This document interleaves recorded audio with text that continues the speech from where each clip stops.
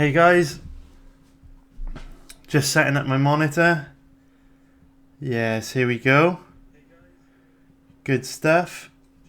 Let me just mute this, just so I can make sure everything is working okay.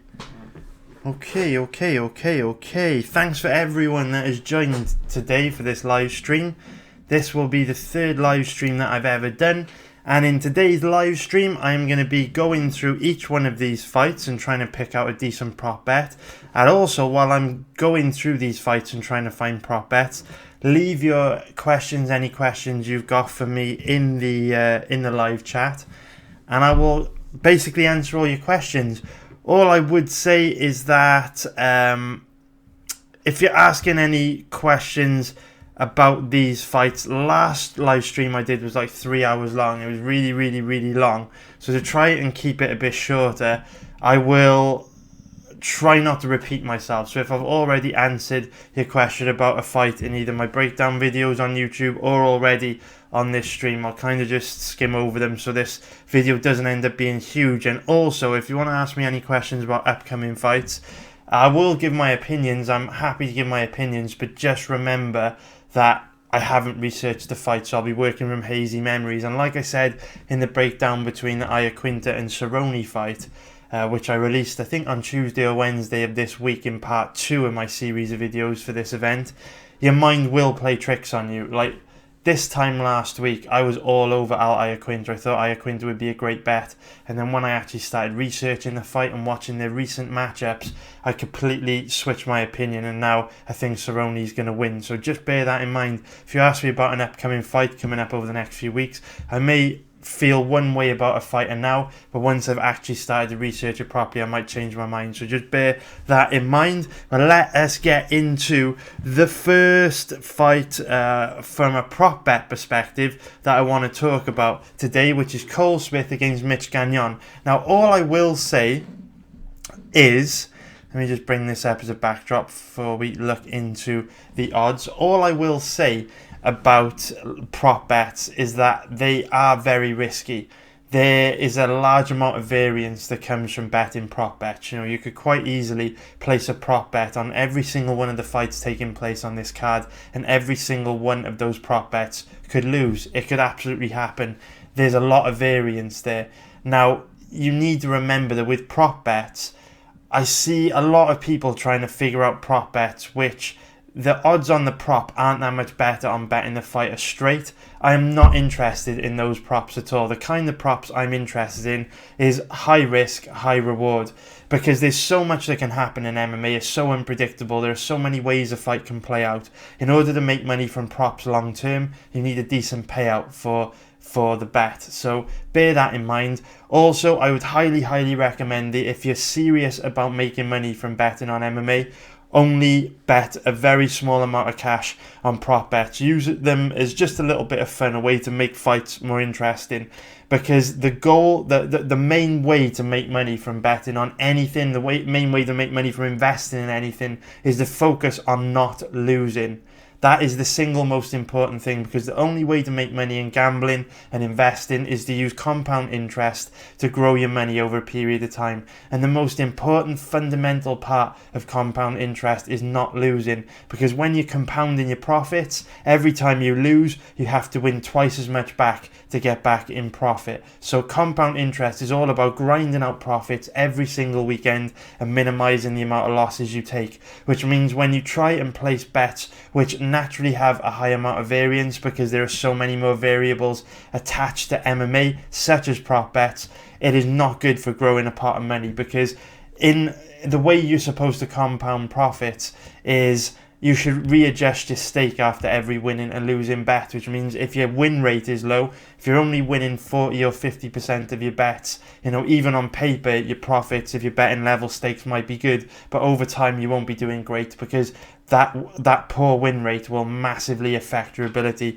to grow your money through compound interest. So prop bets should always be seen as just a little bit of fun to spice fights up, make them more interesting. If you are serious about making money from this game, keep things tight, stick to the bets that you feel super confident in, and that is why you'll only ever really see me place 1 or 2 bets per event, because I'm looking to grow my money through compound interest. I don't care about hitting these fancy 10-leg parlays or, you know, fancy prop bets. They just slow down compounded growth. So let's get into this then. After that, just a little disclaimer there, because it is important to gamble responsibly. I'm going to be giving you my opinions on decent prop bets for this event, and I don't want you thinking that these are really solid bets that are going to win. You know, I could give you these bets and every single one of them could lose. I'm going to be coming at you with the best of intentions, the best of my knowledge, the best of my research to try and give you some good bets, but variance on prop bets is very, very high, guys. Very, very, very high indeed. A large percentage of these bets will lose just because of the nature of them. But remember, we're also going for high risk, high reward bets. And also, just one final thing, on best fight odds, they've got these kind of no scorecard bets, and you'll also find these kind of props where they offer point handicap bets. I won't be talking about these kind of bets in this video, just because only a very small number of betting sites accept bets like this. So pretty much no European bookies will accept these kind of bets. So because they're only really available on 5 dimes, I'm not really going to talk about them, since the majority of you listening won't be able to tail them anyway. I know certainly in the UK they don't accept players from 5 dimes don't accept players from the UK. So the first fight that I want to get into from a prop bet point of view is Cole Smith against Mitch Gagnon. And straight away the prop bet that I'm interested in without seeing the odds is Cole Smith to win by decision, which is 3.21. What's Smith to win by submission as well? Ooh, that's a cheeky little one. So you know where I'm looking at fighters, I want a high risk and I want a high reward for the bet. So I think Smith to win by decision is the most logical prop bet here, but Smith to win by submission is very interesting to me. Let's just bring up Tapology for a second. Just want to see what we're working with here. Let me just go to this event page and shout out to whoever recommended to use an ad blocker. Since I've done that, these pages load way faster, which is great for a live stream like this. So let's just take a look at Gagnon's record. I don't usually like to assess fights from an MMA record point of view, but for prop bets, just a quick overview, it can be quite useful. I want to see if Mitch Gagnon's been particularly susceptible to losing by submission, because Cole Smith's very skilled on the ground, so he has. So he's lost by arm triangle choke to Rain and Brow. He's put in some bad positions by Matthew Lopez, and he also lost by rear naked choke against Brian Caraway, which is interesting because Cole Smith has got a very, very good rear naked choke, and he's very good at controlling his opponent's back. So let's take a look. A lot of wins by rear naked choke. Yeah, you know what, guys? I think that's the best prop bet on this fight.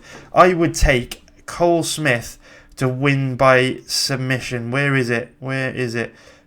Cole Smith to win by submission at 7.0. I like that. Remember, loads of risk, but loads of reward. A 7.0, I like that. If we look at the odds, 7.0, which is plus 600 for an implied probability of 14%. Mitch Gagnon looks to be susceptible to being submitted. We know he's quite weak on the ground. Cole Smith, a very strong grappler, long limbs, very good back control, very nice rear naked choke. I like that, guys. I like it. So that is our first prop bet right out the gate. Now, the second fight, Arjambula against Juan Adams. Let us bring up the record of both these guys by here, and let's see what we're working with. So I do think there's a good chance that Adams wins this fight inside the distance. That's a 2.0. So this was a little bit about what I was talking about, a little bit similar to what I was talking about when I was kind of giving the speech about prop bets having a lot of variance. It is not smart to bet on a guy like Juan Adams to win inside the distance at 2.40 or to win by knockout or TKO at 2.50 when you can bet him straight at around 1.80, simply because there's just not that much of a difference. I just don't see the point. I like much more of a margin in the odds. So I would... oh, guys, let me know if you can hear me okay. yeah, still working okay. The monitors are doing good. Right. Also, remember I had a problem with a laptop on the last live stream. I went out and bought an iPad Pro for a monitor, and it's fucking wicked. Highly recommend the iPad Pro if you're thinking of buying a tablet. It's amazing. I've used this so much this week. It's absolute gold. Saved me loads of time, and it's amazing for comic books as well. If any of you guys like comic books, I'll show you now. Fuck it. I've been on a mad comic book buying binge. Check this shit out. So I love comic books. So I've bought fucking shitloads of comic books on Comixology, man. And it's amazing. And for anyone that likes comic books, in fact, for anyone that likes reading, right? Even if you don't like punk rock, I highly recommend this comic book here, right? Go on Amazon, go on Comixology, do whatever you need to buy it. This book here, Punk Rock Jesus. Let me go back to the beginning, just so you can see the cover, just so you know you're getting the right shit. So this comic book here, Punk Rock Jesus, gotta give it a shout out to the author Sean Murphy. Anything Sean Murphy does is amazing, but Punk Rock Jesus is actually the greatest thing I have ever read out of anything. It is quite literally the best thing I've ever read. Literally, it is absolutely incredible. It's the best fucking book, magazine, website, article, anything. It's the best thing I've ever read. So go on Amazon right now, buy that. Obviously, this ain't sponsored. I don't know who Sean Murphy is, although he does follow me on Twitter because I always say really, really kind things about his work. But check it out, man. Punk Rock Jesus. Fucking amazing. It is the best thing I've ever read. An incredible story. It actually made me cry because it's that much of a powerful story. So go check it out. But back to what you came here for. I digress. Let's get into this fight. So Adams to win. I do think the most likely outcome in this fight is Adams to win by knockout or TKO, but I'm not in love with the odds. So let's see if we can mix things up a little bit and go for something more interesting. So Adams to win in round 1 is 4.25 to 5.0. Not liking it. I am not liking it. I'm not liking it. I actually think it's more likely that Adams wins in round 1 than in round 2 or 3, because if you've watched my breakdown for that fight, I do have some concerns over Adams' cardio, and a few of you made a really good point in the comments yesterday by saying that you can't expect a guy like Adams to have good cardio because he walks around at 300 pounds, you know, just like Derek Lewis. They're such big guys that it makes it difficult for them to train cardio, and that was something I never considered. It was an amazing point that you guys brought up, and I could definitely see Adams gassing out after 1 round again because of his size, his diet, the fact that he likes to party. So I think if Arjambula makes it out of round 1, he will have made it through the most dangerous stage of the fight. And in that sense, in some ways, I think Adams to win by knockout or TKO is a similar bet to Adams to win in round 1. I certainly wouldn't bet Arjambula in this fight. I mean, God, if you really want to prop bet for this fight, I guess I would take Adams to win by knockout or TKO. I guess I would take that. I just don't love the odds at all. If you really must bet this fight, if you really must bet a prop bet, go for Adams by knockout or TKO. I don't love the odds though. Do not love the odds at all. But it is what it is. I would just, I would go for that, but I don't love it. I do not love it. You're probably just better off betting Adams straight, to be honest. And then the next fight, Carl Nelson against Matt Sales. Let's see what we've got here. So a couple of the props I'm interested in are Nelson to win by knockout or TKO. Okay, that's interesting. Some sites have Nelson to win by KO at 10.0. That is William Hill and also Sport Interaction, which are a bit of a Mickey Mouse betting site. But William Hill's obviously one of the biggest online gambling sites in the world, so 10.0, very generous. Nelson's very aggressive. Hits very hard. Sales is tough. Sales is very tough, but at the same time, Nelson's super aggressive, and the odds there are generous. What is the odds on Sales to win by decision? Sales to win by decisions 2.72. What about Sales to win in round 3? not as good as I would have liked at 11.25. So the reason why I like Sales to win in round 3 is because he's one of these relentless grinders, like a Barberena style fighter. And if we have a look at Nelson's record, let's just bring it up here. So I'm not saying Nelson has got bad cardio, but he did slow down in round 2 of his last fight against Carlos Diego Ferreira, and the vast majority of his fights throughout his career have ended very, very quickly in round 1. It's been almost 2.5 years since he last went to a decision against Jonathan Brookins, and it also looks like he doesn't do that great when fights go deep. Obviously, just squeezed past Brookins with a split decision win and lost this decision against Adrian Hadbribejo, or however you pronounce that name.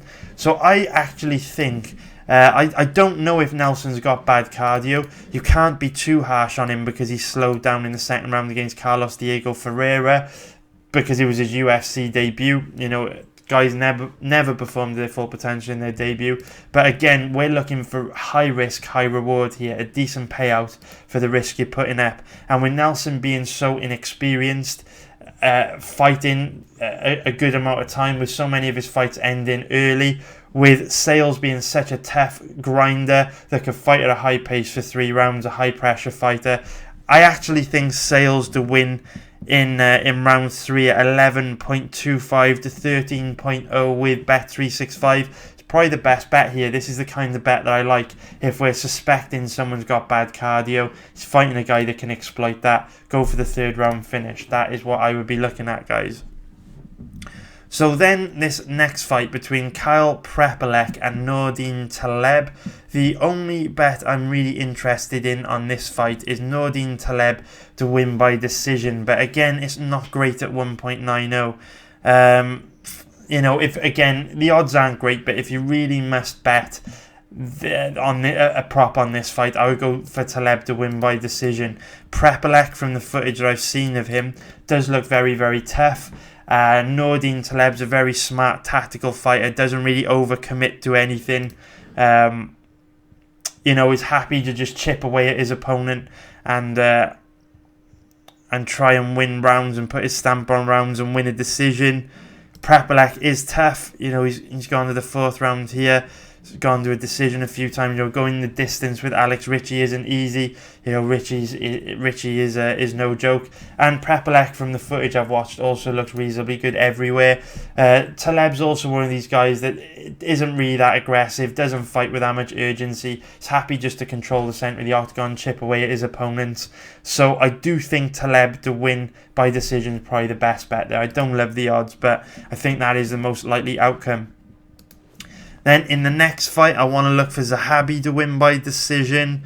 So Zahabi to win by decision is a little bit better. There's not a massive difference between 2.38 and 1.68, but definitely a little bit of a better return than one we saw on the odds between Adams and Adams to win straight and Adams to win by knockout or TKO. I actually do like Zahabi to win by decision in this fight.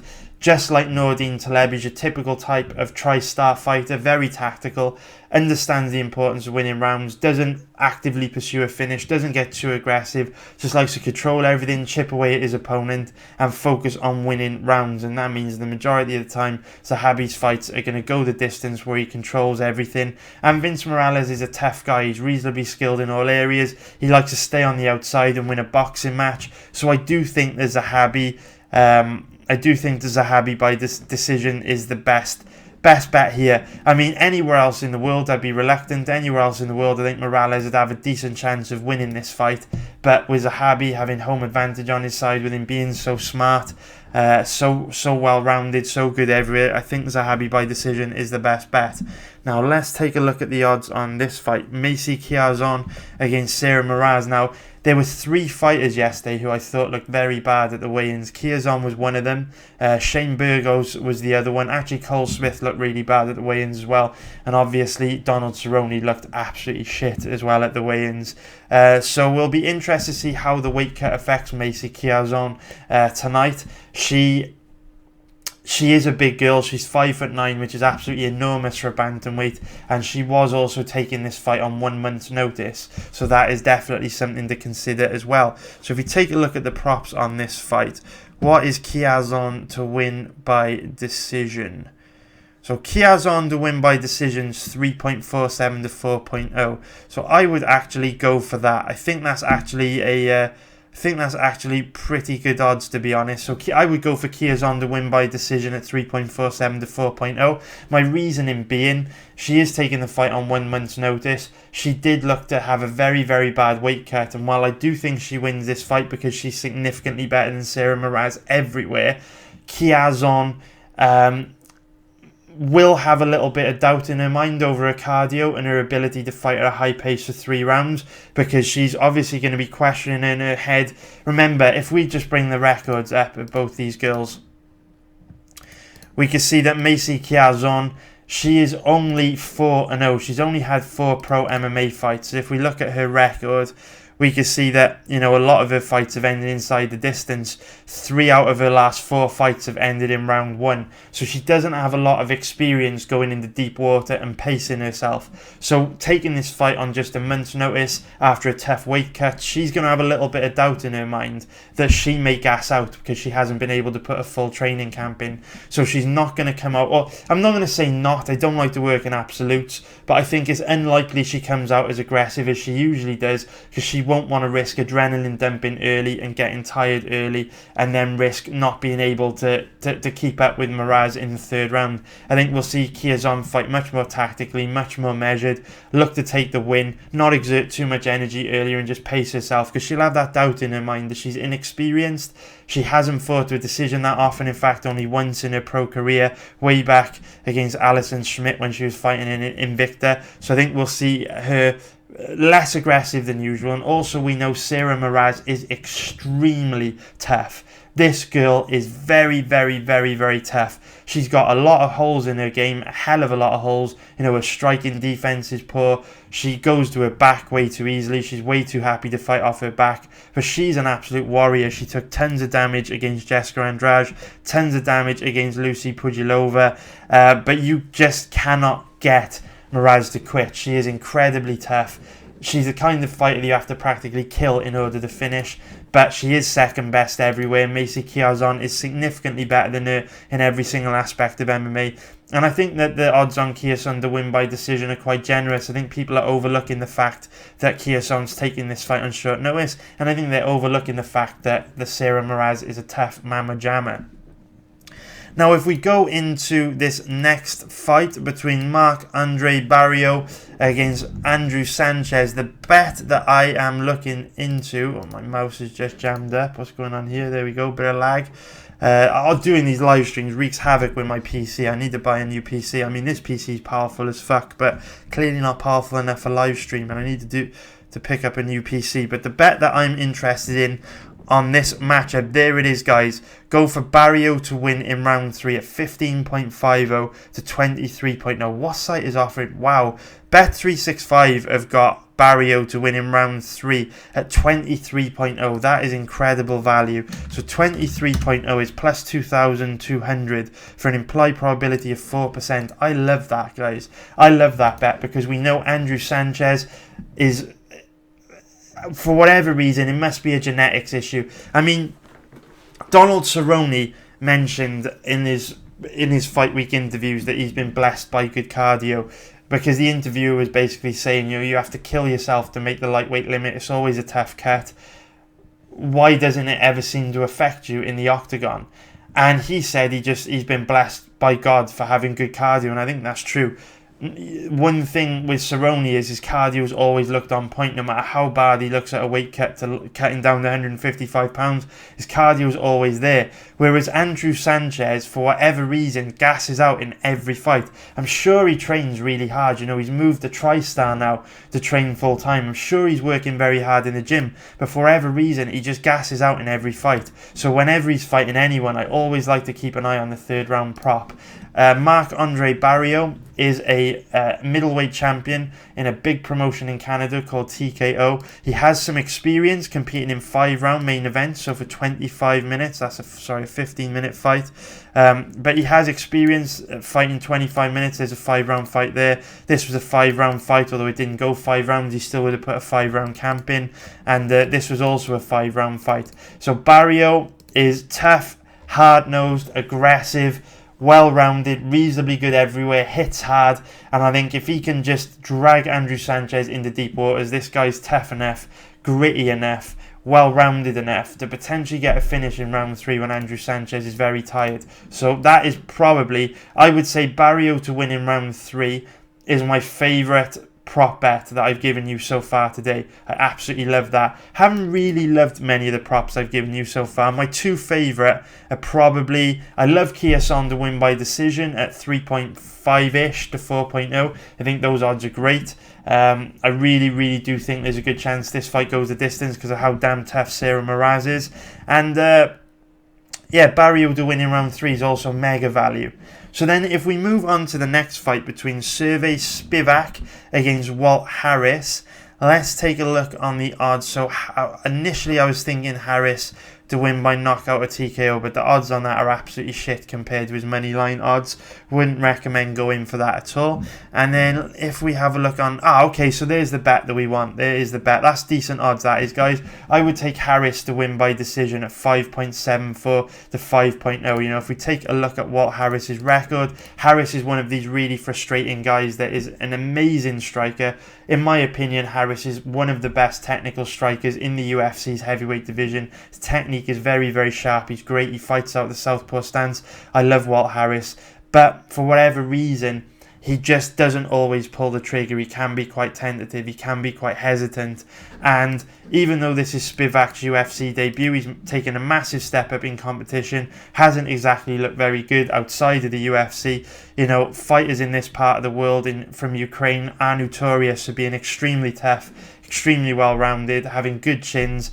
And I think that, you know, with Walt Harris being quite hesitant and tentative and passive from time to time, doesn't always let his hands go as much as he should, he may choose to fight safe, chip away at Spivak and take down a decision. So I actually think the odds on Harris to win by decision at 5.74 are quite generous. I think they're a little bit off. I think these are maybe the fight between Spivak and Harris and Kiason and Moraz are maybe 2 examples of where people are completely writing off Moraz and Spivak without looking at the bigger picture. You know, there's no doubt in my mind that Kiason and Harris have the skills to blow their opponents out the water, but at the same time there are certain things about the way that Kiason and Harris fight which make it likely that these fights will go the distance, with Harris's passive, tentative fighting style from time to time being reluctant to overcommit and let his hands go. And while Kiason is usually very aggressive, the fact that this is after a very brutal weight cut, taking the fight on 1 month's notice, I think we'll see it start a little bit slower than usual.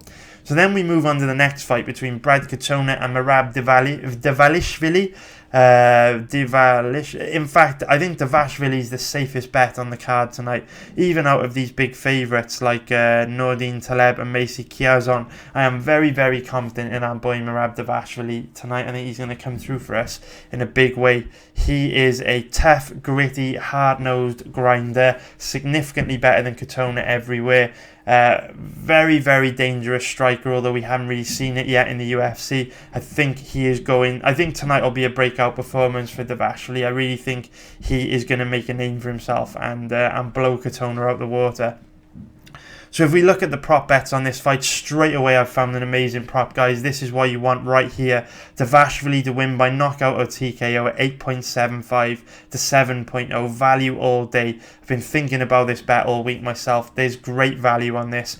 Katona is a very low-level striker, stays on the outside, really bad striking defense, really predictable, tends to eat a lot of clean, hard shots because he's so inexperienced, he just doesn't see the shots coming, doesn't really move his head that much. And Dvalishvili, whilst not that technical, is so tough and so aggressive that when he lets his hands go, he really sits down on his shots and commits to them. And with Katona being such a low-level striker, having a tendency to eat these big clean shots hard. I really do think there's a very good chance Dvalishvili wins this fight by knockout or TKO. Now, obviously, based on his performances in the UFC, that might seem like a bit of a strange thing to say because he's primarily a wrestler. But trust me, they say the devil is in the detail. It's a saying we've got in the UK, which means if you pay attention to details, that is where you will find the answers. The details are very important. And if you go back and watch Dvalishvili's fights, particularly the fight against Ricky Simon, you'll see him sit down very, very hard on his shots. And if you go and watch Katona's last fight, I believe, or it might have been the fight before that, against Jay Cuccinello. Yeah, if you go back and watch this fight against Jay Cuccinello, you'll see a very nervous, inexperienced striker that is at a very low level when it comes to striking. So I think there's a good chance Dvalishvili knocks Katona out, and those odds are very, very generous. Again, I think the way that these odds have been set out, just like Chiazon to win by decision, just like Harris to win by decision, and interestingly, just like Barrio to win in round 3, I don't think that whoever's setting these odds are looking at the bigger picture of the fight. They're probably just looking at this fight, two guys that are grapplers. It's probably going to be, predominantly grappling-based fight, which it might be, but they're ignoring the fact that Katona is extremely vulnerable to eating big shots, and the fact that Dvalishvili sits down very hard on his shots, and he actually, I believe, dropped Ricky Simon, and we know Ricky Simon's got a granite chin. So impressive stuff. Now, on to the next fight between Cub Swanson and Shane Burgos. Let me just make sure that everyone's still okay here. Yes. Just going to, wow, I've got a lot of questions to answer. It's cool though. Right, and we're almost there. 3 fights left to go. So, prop bet for this fight. There are 2 props I like on this, and I don't know which to go for. Swanson to win by decision is definitely one of them. Swanson to win by knockout or TKO is definitely another one. Let us take a look at this. Let us take a look at their records. Again, I don't like the WikiCap fights, but for prop bets, scanning win-loss records can be a good way to get an overall picture. So, the reason why I like Swanson to win by knockout or TKO here. Now, I know Swanson hasn't looked particularly dangerous with his... Actually, that's not true. I know the Swanson hasn't got that many wins by knockout or TKO on his record, but if we go back fight by fight and evaluate it, so Renato Moicano, very high level striker, good defensively. Frankie Edgar's obviously got a legendary chin. Brian Ortega, very, very tough. We saw how much damage he can take, or he could take against Max Holloway. Artem Lubov, for all his weaknesses, again, very, very, very tough. He's always had a good chin. We saw in his fight against Jason Knight, he's the kind of guy you have to kill in order to finish. Doo Ho Choi, that fight was an absolute war, back and forth. Swanson had Doo Ho Choi hurt bad multiple times, and Ho Choi showed off his toughness.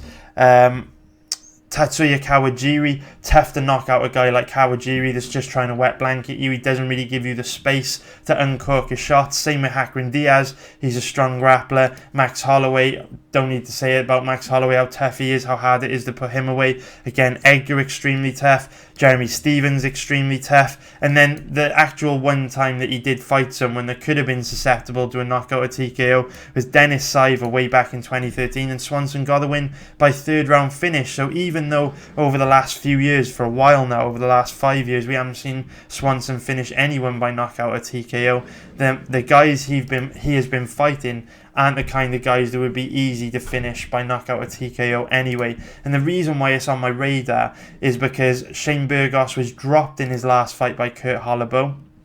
And then as Holloway jumped into his guard to try and finish him with ground and pound, he threw up an armbar and got a win. But Burgos was hurt bad here. And obviously he was knocked out bad against Calvin Kattar as well.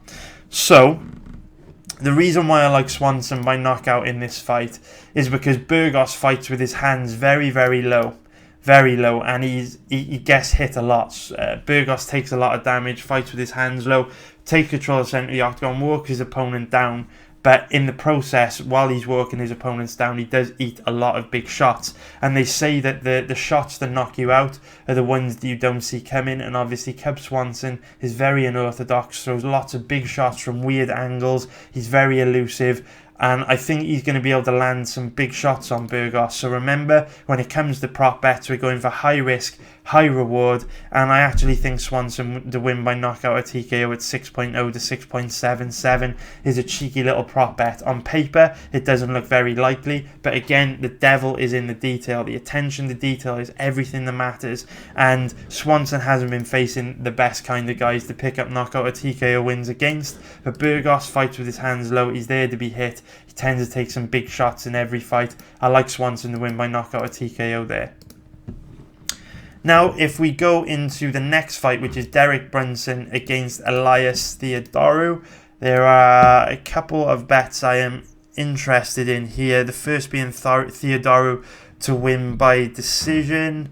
That would be 2.28. That's absolutely shit.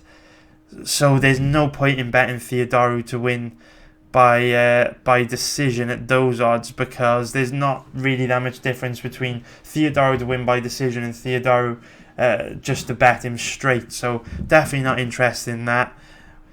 Brunson to win by knockout or TKO, I don't love that either, because Brunson does find it difficult to cut the octagon off and land on his opponents, particularly if they're very mobile like Theo is. So I don't love the odds on that either. Is this a fight that's going to give me a headache and I'm going to have to tell you to pass on it? Possibly. Nothing jumping out at me at the moment. Not at those odds. The bookies have got the most likely outcome, I believe. Theo to win by decision, locked up. Do you know what I would go for, guys? There's actually a little bit of value there. I quite like that. Brunson to win by decision at 4.32 is quite attractive to me. I do like that, because it's not easy to win a fight with Theo's style. A lot of judges don't like to see guys bounce around on the inside, on the outside, throwing bullshit leg kicks and teep kicks off balance. They just don't like it. So if Theo comes in with that style, which I'm expecting him to, but then Brunson's able to land some big shots down the pipe and get a reaction from the crowd, and that leaves an impression on the judges, I think Brunson can win a decision here. Now, it's going to be difficult because Theodorou's got home advantage, so if it is a close fight, the judges are more likely to go with Theo, but he's just got such an annoying style that can get on the crowd's nerves, and sometimes we see judges punish that style. I actually think Brunson to win by decision at these odds is a reasonable bet, because I feel like Brunson can have the bigger moments in a round. So for example, say Theo's chipping away at Brunson and he's landed 10 kicks to the body and 10 kicks to the leg, just his range finding kicks, but then Brunson lands one big shot right down the middle, knocks Theodorou back, gets a reaction from the crowd. That one shot can negate the 10 shots that Theodorou's landed, just because that one shot will probably be more of a significant moment in that round than those 10 range-finding shots that Theodorou's thrown out there. So I actually think there's a little bit of value there on Brunson to win by decision. Don't like Brunson so much by knockout or TKO, just because Theodorou is so tough. He's got a good chin and he's very elusive. It's hard to cut the octagon off and trap Theodorou and land a big shot on him, because he's always moving backwards. It's very hard to land on him clean. He's always very difficult to trap and land anything big on. So then if we go into the main event before we get into your questions, so if you do have any questions, guys, get them in the chat box. I'll start whizzing through this. Let's take a look at this. The main event, Al Iaquinta against Donald Cerrone.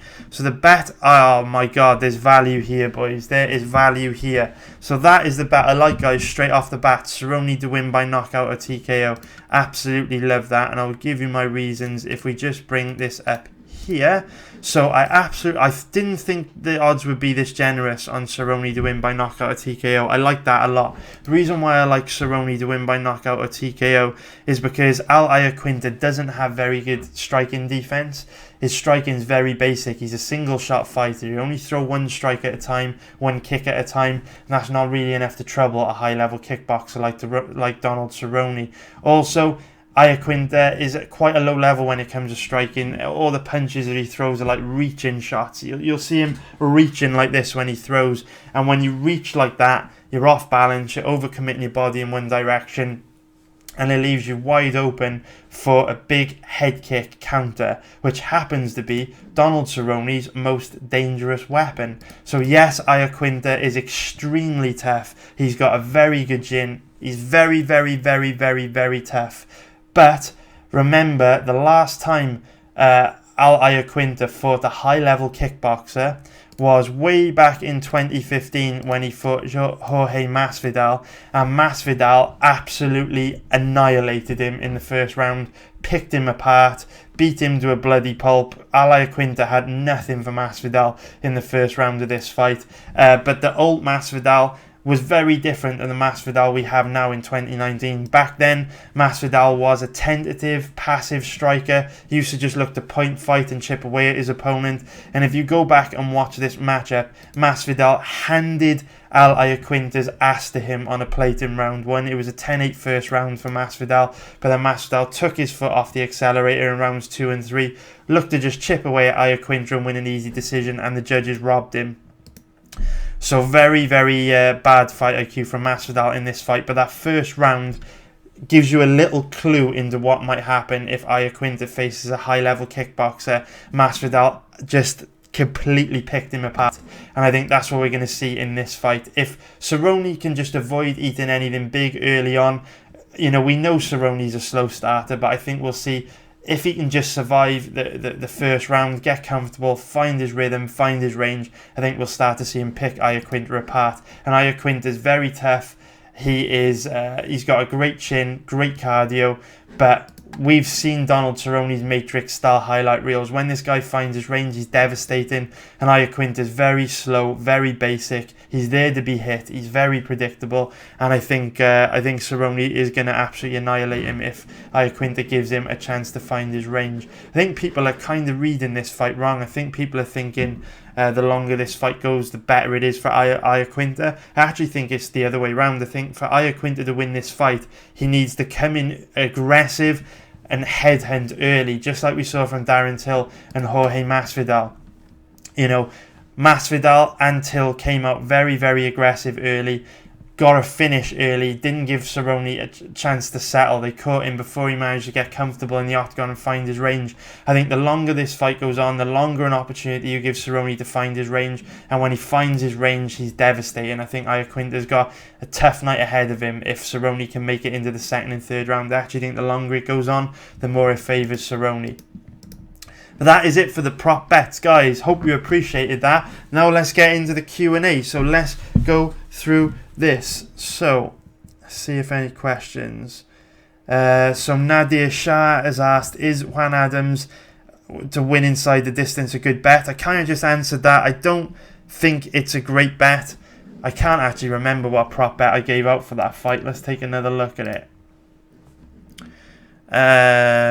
What did I say? I know that I didn't like it because it was not that much of a difference in the prop bet odds to Adams to win straight. But what did I recommend? I can't even remember what I recommended. I mean, I don't think it's I don't love the odds, but if you absolutely must bet on a prop, that's probably the best one. Okay.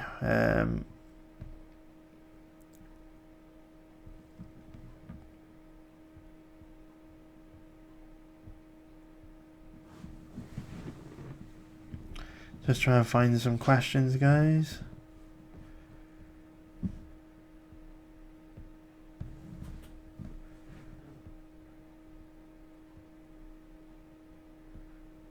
So lots of discussion about the main event. I'm just trying to find some questions.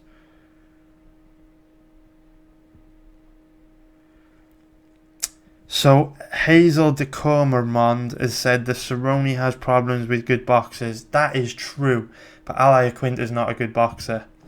His striking is very overrated. I actually felt the same as you. Remember I said this time last week I thought Iaquinta would be a very, very good bet. But when I went back and watched his fights, his striking was nowhere near as good as I thought it was. So I'm not too worried about his striking.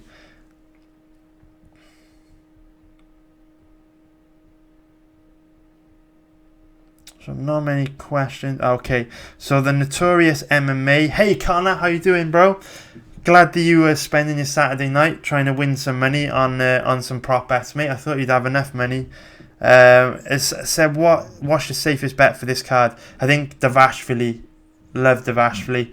Absolutely love Davashvili. I've seen a lot of people on Katona this week, but I'm guessing they've just wiki capped the fight. If you would take some time to actually watch their past fights, I don't really see any way that you could think Katona was a good bet tonight. I mean, I think this is just a classic example of where people might be wiki capping. You know, Katona's undefeated at 8-0. Merab Davashvili is 8-4. People might just be making the assumption based on their records that Katona's the better fighter. He fucking isn't. Davashvili's massively better everywhere. So definitely Davashvili's the safest bet on the card. I think he really makes a statement tonight.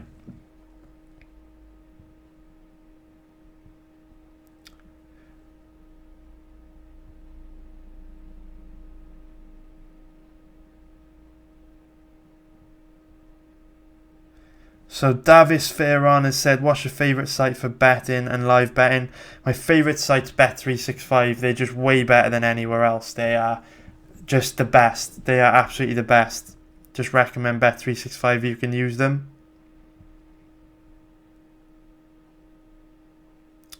Lidosis has said, so Lidosis is one of my elite members. So Lidosis, Lee, when did you join, man? I think Lidosis joined me like September last year. I think it was like September 2018. So he's been one of my elite members ever since. So every week he tails my live betting tips and alternate fight commentary. And he's basically asked, how were you able to remain so calm during the Jacare versus Jack Hermanson fight last week? I was so nervous. So basically, last weekend in live betting, it was a really, really bad card for live betting. There were just no opportunities at all. And every fight we were passing. And it got to the main event and we didn't have any live bets on any of the fights. We had placed not a single live bet all night. And then it got to the main event between Jacare and Hermanson. And I recommended to my members we fire off a big bet on Jack Hermanson. I believe it was at the end of round 1. And obviously, Jacare had a great round 3. It got very, very dicey in round 3 for Hermanson, but then Hermanson came through and got it done for us. We bet Hermanson at underdog odds, though, at the end of round 1. And the reason why I was just able to remain so calm is because it's just reps, man. It is just repetitions. I've been doing this for such a long time that literally, I just don't feel anything, really, when I lose. It doesn't really bother me. Some losses bother me more than others. It's the way I would describe it is I don't care about any particular bet. Like, I really, really don't care if Cerrone loses tonight. I really don't care if Dvalishvili loses tonight. Based on my research, I know in my heart and in my mind that I've done my job, I've done my research, I've not been complacent, and what anyone says, I don't care what anyone's opinion is. Tonight, Cerrone and Dvalishvili, based on all information available to us, is a good bet. Just like last week, Jack Hermanson, based on the information we had at the time we bet him live, he was a good bet, and I strongly feel that. And as long as I know I've made the right decision, I don't care whether it wins or loses. I think in this game, you need to get comfortable with losing, because you will lose a lot. I think people just want to be right all the time, but it's not about being right or wrong. It's just about consistently putting your money in strong positions and hoping for the best. That's all you can do. So when I bet Hermanson last week, I knew that it was more likely when we bet him that Hermanson would win. But I also knew that Jacare was still dangerous and posed significant problems. I knew that. So if Jacare won, it's no big deal really, because I expect it to happen. It's like tonight with Iaquinta Cerrone. I think Cerrone is a very good bet at the odds we bet him at. But there's significant risks there as well. His weight cut is always horrendous. He's old and he's inconsistent. So if he totally flakes out tonight, doesn't show up and gets knocked out in 30 seconds, it won't bother me because I know that's a possibility. Now, the bets that do piss me off, when I do get angry, when I don't keep my cool, is when I feel something's happened which is unjust. So an example would be if we place a bet and we get robbed by the judges. That really fucking annoys me because it takes food off my table. It lets you guys down to follow my bets. You know what I mean? That fucking bothers me. And the other kind of bet that really bothers me is when fighters make poor decisions and they needlessly lose. So the most recent example of this I can think of is Tim Means against Nico Price. Tim Means was absolutely fucking dominating Nico Price. There was no way in a million years Price should ever have been able to win that fight. All Means had to do was fight smart. He dominated Price on the ground. All he had to do was keep the fight on the ground, control Price from top position, chip away at him and win an easy decision. But instead he got sucked into a situation where he got himself in a crazy exchange and got knocked out, and they fucking annoy me because those losses are needless. They're not necessary. They can be avoided. But if it's a bet I place where I understand the risk is there that it could lose, and if that is the scenario that unfolds, so be it. Because I don't always cover this in as much depth in my breakdown videos, but if we have a look on my website, if we go to the archive on my website, I'll show you what I mean. So if we go to a recent event when the website loads, so this is a good example, right? So we'll look at the Glover bet from last week. So if we go to the breakdown for Glover versus Cutelaba, so I'll write a little bit about, why I think Glover's a good bet by here. But I'll also put the reasons why I think he's a good bet in bullet point form, the risk factors with betting Glover, and what I personally cap Glover's chances of winning the fight are compared to what his implied probability is on the odds. So here you can see I've listed the factors that I believe put Glover at risk of losing the fight, and I do this for every single bet that I share with my members. So I've put here Ion Cutelaba has legit one-shot KO power in every strike. So if he does go out and knock Glover out, I can sleep like a baby. I identified it in my research. I knew it was a risk. I knew it was a possibility. So, on that given night, that's the scenario unfolded. I think like on any given night, anything can happen. And as long as you identify it, as long as that forms part of your research, you did your job. You can't go in the octagon and control the fighter. They're not remote control robots you can control with a fucking PlayStation control pad. It's out of your hands once you've locked the bet in. All you could do is put your money in the strongest position possible and hope for the best. So I identify all these things. It's when something happens that I wasn't able to identify that I get annoyed. But with Hermanson last week, mate, I fucking knew he was a good bet.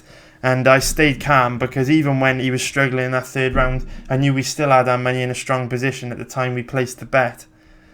So, Mark Stone says, you seem to have a knack for picking over-under rounds. So if you don't mind, point out a few of those. Alright, mate, let's have a look at this, shall we? Let's have a look at some overs-unders. Let's get into it. Let me just take a quick sip of water.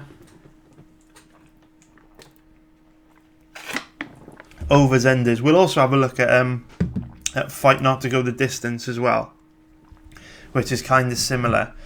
Don't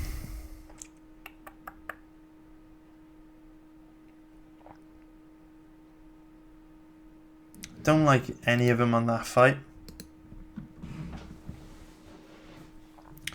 I do like the over. I do like fight goes to decision in Theo versus Brunson. I do like that. I do like it. I do. I think it's more likely that this fight will go the distance just because Theodorou won't finish Brunson. He just isn't dangerous. If we look at his record, he's an absolute decision machine. If we take a look at him here, so Theodorou's last 1, 2, 3, 4, 5, 6, 7. So 8 of Theodorou's last 9 fights have gone the distance. He's just not dangerous at all. He's got no boxing, no real danger in his kicks. It's unlikely Theodorou gets a finish. And by the same token, even though Brunson is dangerous, Theodorou is very tough. He's got a very good chin. He's very elusive. Very difficult to trap and land a big shot on. So I think there's a good chance this one goes the distance. I really do. Don't think it'll be easy for Brunson to land any big shots on Theo. And if he does, the likelihood is Theo will be circling away from him, so they won't land with full impact anyway, because Theo will be moving away from the shot. So then Swanson versus Burgos.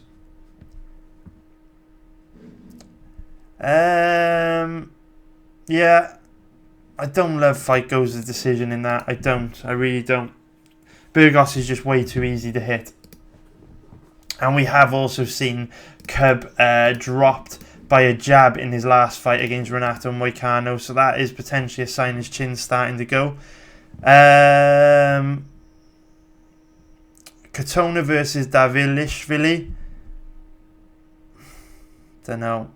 I definitely wouldn't bet this one to go the distance. Just I think there's a good chance Davilishvili knocks him out.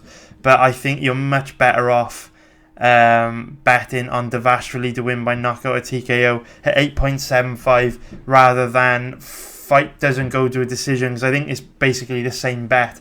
Don't really see Katona submitting Davashvili. Don't see Davashvili submitting Katona. I think if it ends inside the distance, it's because Davashvili knocks Katona out. This one's a tough fight to bet on from that over-under perspective, because we don't know anything about Spivak, so we'll skip that. Again, I don't like the odds on that for over or under.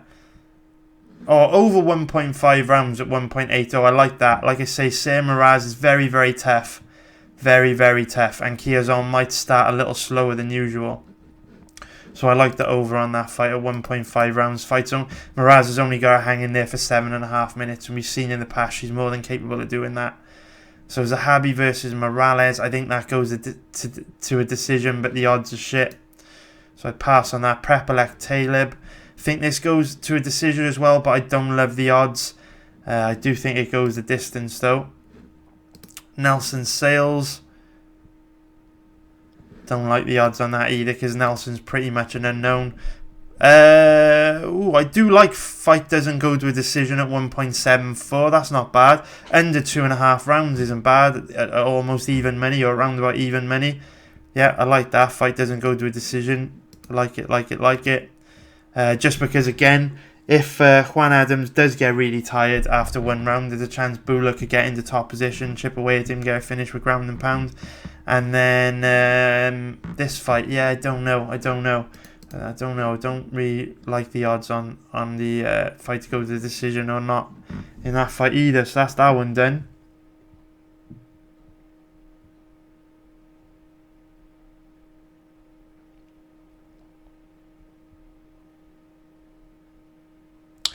So Vito was asked, who do you think has a better chance of winning their UFC debut, Smith or Barrio?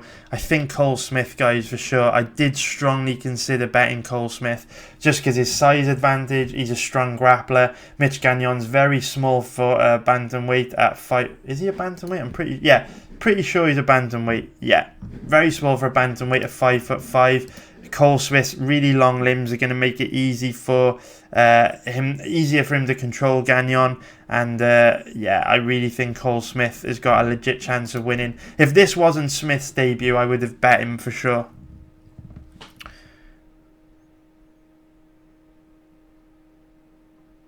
So Ishan Malhotra has asked, what site do you use for your in-play betting? I use about 15 different betting websites, mate. I use lots of different ones.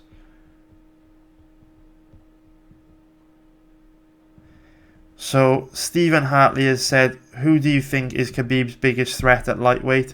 I actually think Khabib's biggest threat at lightweight is Poirier, because Poirier is a very strong wrestler, high-level grappler, and he's got legit one-shot KO power. So out of all the fighters, I do think that Poirier is his biggest threat, because even with Ferguson's more of a volume guy. He likes to break you down with volume, and I do think Khabib would be able to take him down and control him on the ground. And I think Khabib's cardio, the way he's looked recently, there's no real question over his cardio. He did slow down a little bit against Iaquinta, but again, he wasn't really in any danger. I think Poirier's got the power to put him away, which I don't think Ferguson has.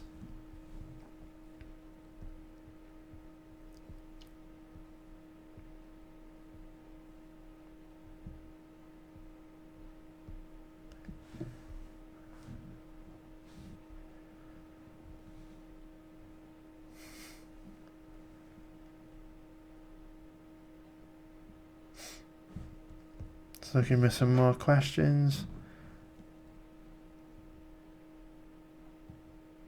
So Owen Gladstone has asked, what's the best site for betting MMA? I'm currently using Sky Bet. So Sky Bet are one of the worst betting sites. I've actually got a video coming out which features Sky Bet. In a few weeks' time, I recorded it on Monday, and I'm going to put it out in the next break in the UFC schedule. So Sky Bet are a joke. Bet365, I think, are the best by a mile.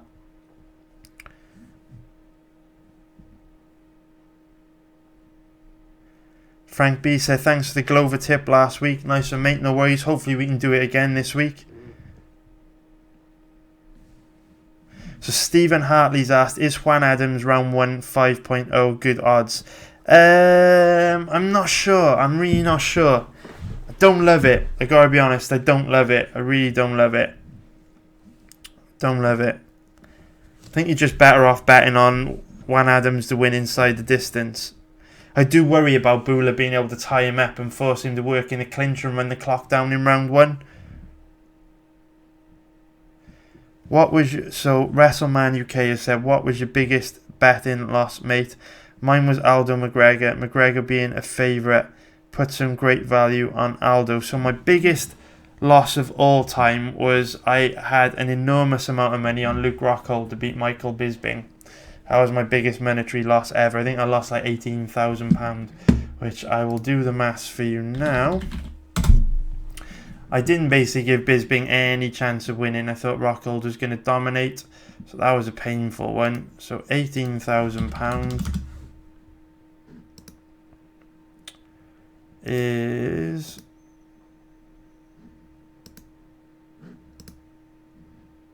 I know it's quite a lot of money in whatever currency you're putting in.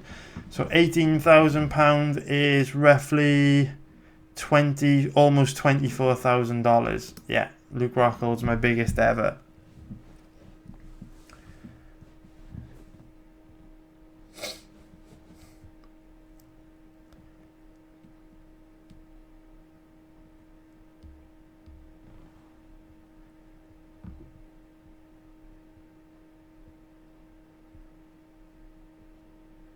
So Poodleman said, I wish he would just choose a few of his favourite prop bets instead of picking unconfident picks. That's kind of what I'm doing, man. I mean, there's so much variance in prop bets, so many variables, that you've got to go for the risky ones to make any money. If you just, bet these bullshit props, like, Adams to win by knockout or TKO at 2.50, where there's not that much of a payoff in the odds, you'll get wrecked long term. You've got to go for the big winners like Barrio to win in round 3. These are the only kind of prop bets you should really be going for. If you go for the prop bets with short odds, you'll get killed long term. So I am kind of going for the ones that I believe are the best props.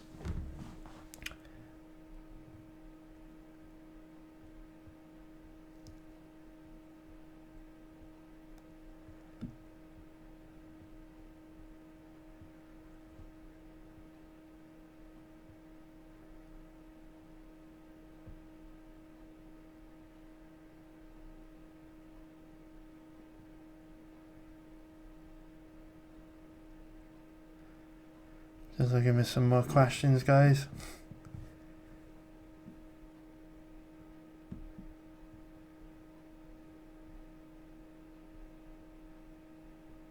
So Cami has said, you have any advice on how to best live bet or on any likely live bets you might make tonight?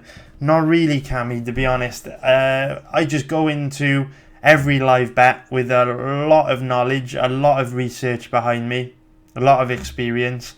And I just look at what the odds are at any point of time throughout the fight. I watch the action like a hawk, and I just see if any opportunities arise.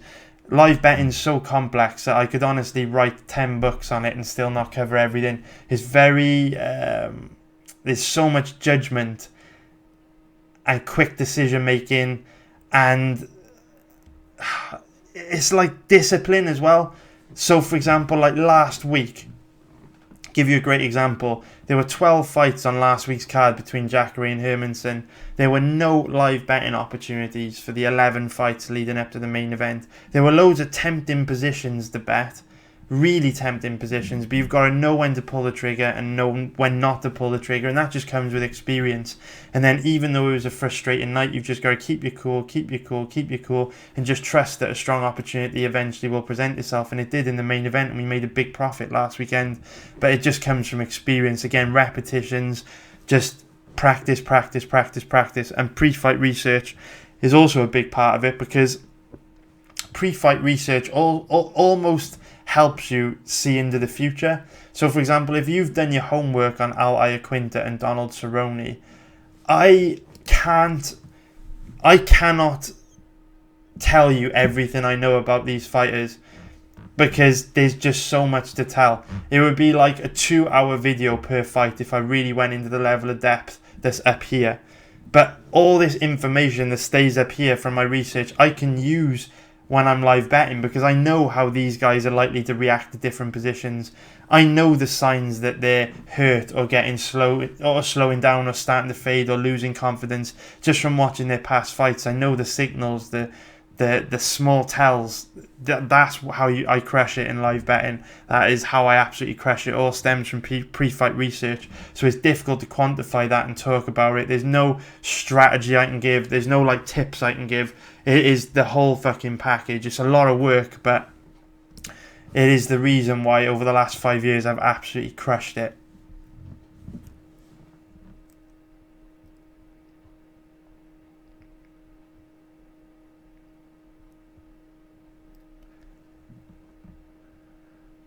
Austin Kluver has asked, is Iaquinta looking to take it to the floor?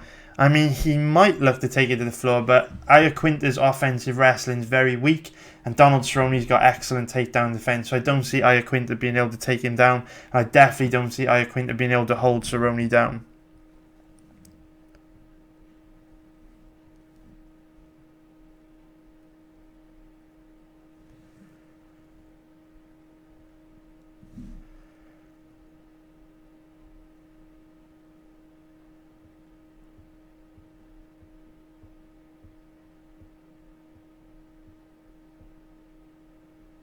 So Orgil Alton Souk has asked, Canelo or Jacobs, get feeling? Honestly, I don't know anything about boxing, man. I haven't researched it, but I am going to watch it tonight. I do like live betting boxing, because a lot of the same things that apply to MMA also apply to boxing. Also, betting multiple sports help keep your betting accounts open longer before they get limited. So yeah, I will be live betting the Canelo Jacobs fight, but I don't really know that much about either guy.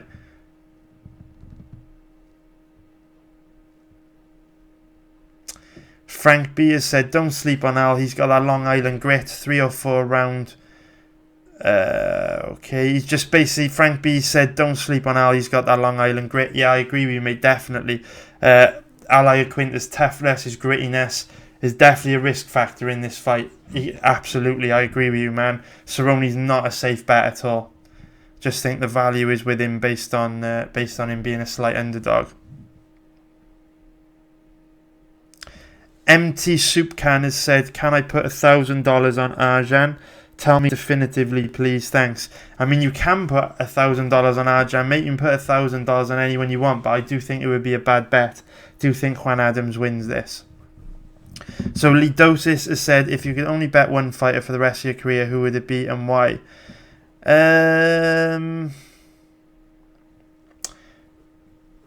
It's a hard question to answer, because obviously the fighter that I trust the most in MMA right now is Khabib, because he's got an amazing chin, good cardio, he's tough, he's relentless.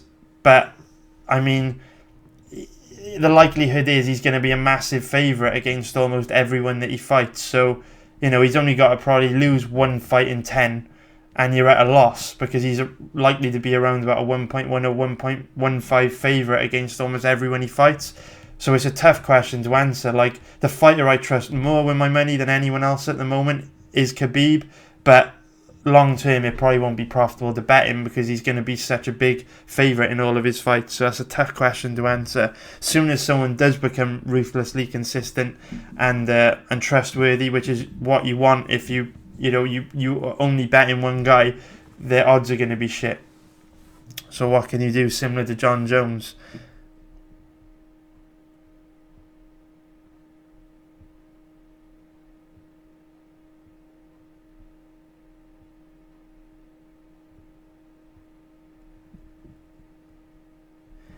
So Eric Raymond's asked, what site do you trust to make bets on? I bet on about 15 different websites, mate. Loads of different sites. If you let me know, like in the Q&A, in the chat box where you live, I'll recommend like some good sites for where you live. WrestleMan UK has said, you plan on covering one championship? I would like to in the future. The problem with one championship is that the max bet limits are really, really low. So if you look at like Bellator for tonight, for example, the maximum bet limits on all these fighters are really small. So like if I said I think Brett Primus is an amazing bet, his odds are just going to get absolutely destroyed. Because if you think about it, you know, on average now, each one of my videos is getting 2,000 views. Plus I've got, you know, 100 paying members on my website. If just even 10% of the people that watch my videos and go to my website were to bet on a low liquidity fight like this fight, the odds would get absolutely destroyed. So at the moment it's not possible for me to cover one because the liquidity isn't there in the betting lines. But when liquidity improves, yeah, I would absolutely always got an itchy nose. When liquidity improves, I would absolutely look to cover one.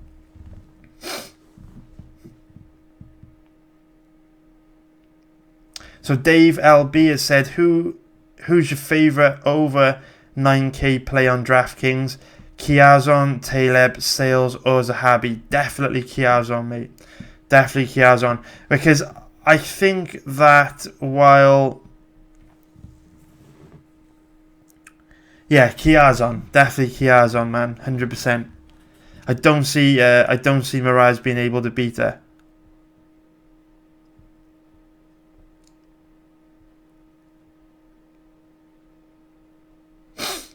So Nemanja Samadija, hope I pronounced your name right, mate, although I probably didn't. I'm really sorry. Has said, I see on Juan Adams' Instagram dating back to 2018 that all of his posts of food are garbage, food, cakes, donuts, smoothies, what the fuck. Yeah, 100%. I agree, mate. And I mean, on one hand, he's complaining that he adrenaline dumped and gassed out in his UFC debut. And on the other hand, he's posting like pictures on Instagram of binge eating Twinkies. Like, what do you expect? So, Johan Liebert has said that earlier you said Sports Interaction is a Mickey Mouse site. What did you mean by that exactly?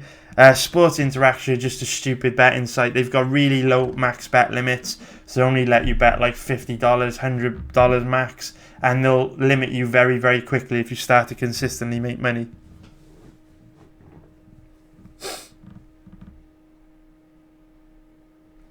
Dave LB has said, also, how do you have time to bet in between rounds? I tried on 365 and I only had like 10 seconds. It's just all experience, man. It is just all experience. Just get better over time. Colin Bassett has said, you have a great mindset for your bets. Don't listen to trolls where bet loses. Thanks a lot, mate. I really appreciate it, dude. It means a lot, man.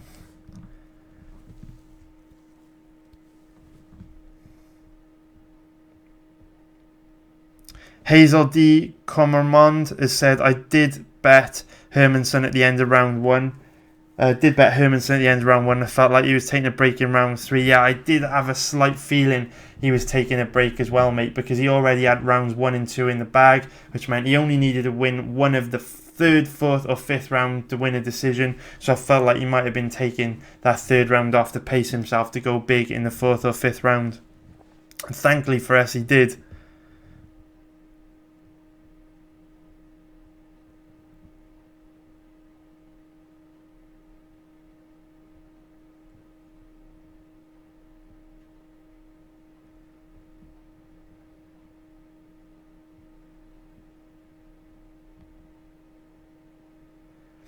Lidosis has asked, what's your mindset behind pre-researching fights?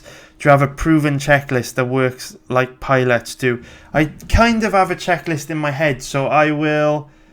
First thing I'll do is I will look at if any of the fighters are taking the fight on short notice. Then I'll look at if any of the fighters have been on a long layoff. Then I'll look at what happened in their last fight. You know, did they suffer a lot of damage? Did they suffer a really bad KO? I'll look on their social media profiles to try and see where they've been training, if there's any clues as to their diet. Then I will start researching their fights, see how they match up with each other. And then I will also, if there's any like little missing gaps in information that I want the answer to, I'll go digging for interviews. So for example, if a fighter's been out for say 2 years, I'll go and try and find interviews from them over the last 2 years that might give me some clues over why they've been out and what they've been doing.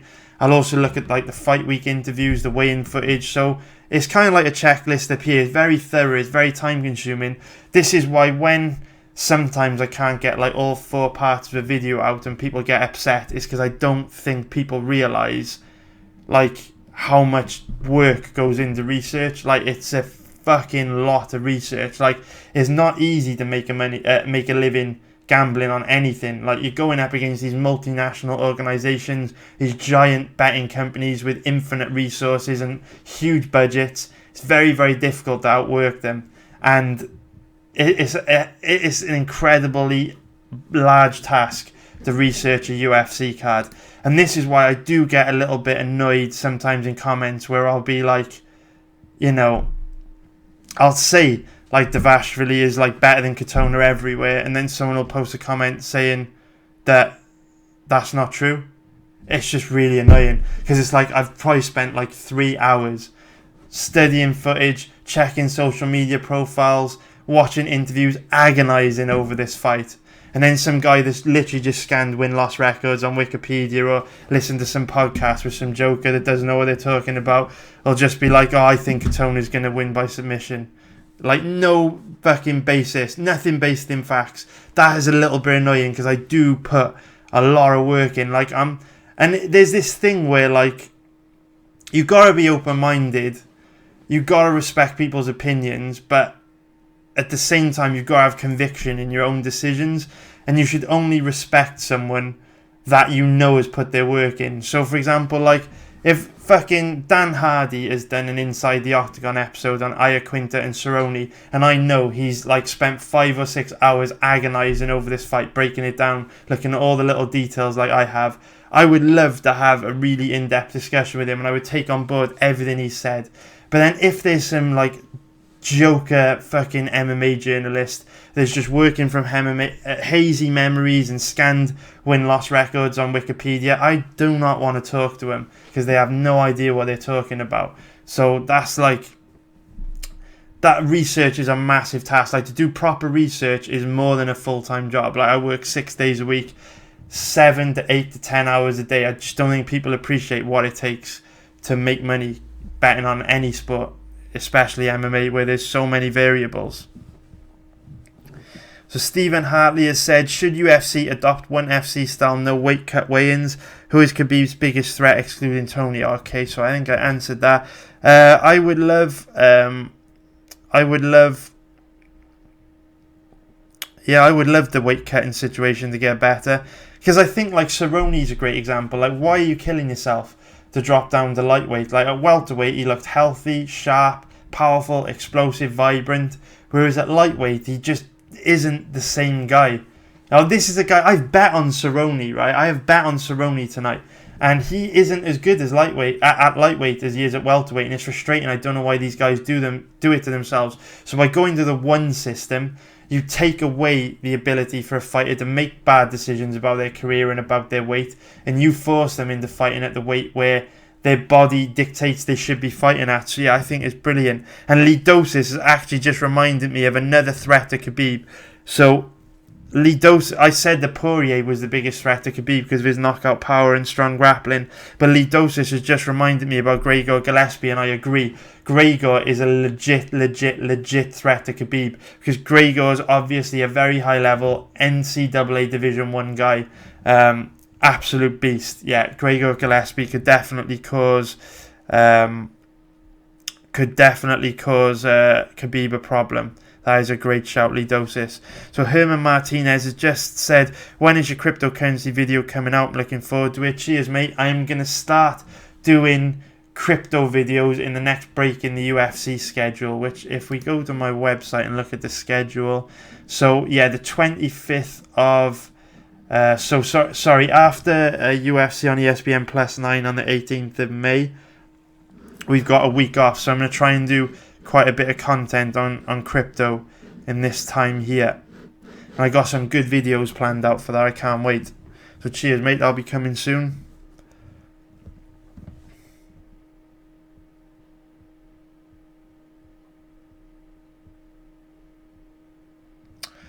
So Johan Liebert has asked what I think of Sports Interactions. They're just not a good betting site at all, mate. They're really, really bad. Really bad. And yes, losing 18 grand on fucking Rockhold hurt bad. Really, really, really bad. That was a painful one. No, you know, I normally say that like losses don't hurt. That hurt. That hurt really bad. Happened to Die says, what's up, bro? Love the bets this week. Nice one, mate. Hopefully we crash it, man. Hopefully we do good tonight. And Stephen Hartley says, if you need any more reason to hate Luke, yes, mate. Safe to say I won't be betting on him ever again. Definitely can't trust that chin anymore. I looked into, actually, while we're here, fuck it. I will try and show you why I was so salty about that losing bet, right? So take a look at this. Let's bring it up. Let us bring it up. Where's the Tapology? This is why, at the time, I felt it was a good bet, and why I literally couldn't believe my eyes when Rockhold got knocked out. Let's take a look at this, right? So, let's bring Bisbing up. So the reason why losing this bet hurt so much was not only because I lost a fuckload of money, but also because of the circumstances. Because if we look, prior to the knockout loss to Michael Bisping, Rockhold had only been KO'd one time in 1, 2, 3, 4, 5, 6, 7, 8, 9, 10, 11, 12, 13, 14, 15, 16.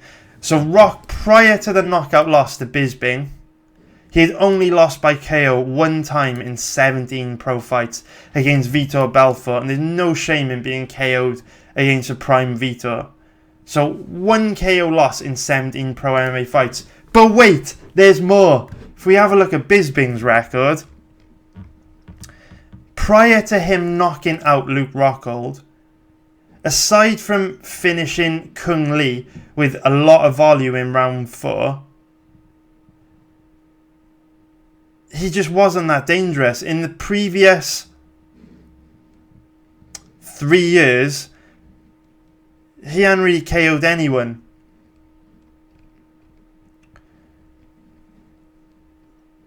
Aside from, obviously, Mayhem Miller and George Rivera, who were really low level. But Bisping just wasn't that dangerous. Rockhold never been KO'd really in 17 pro fights apart from prime Vitor, so that one hurt bad, really, really bad. Didn't see it coming. It was horrendous.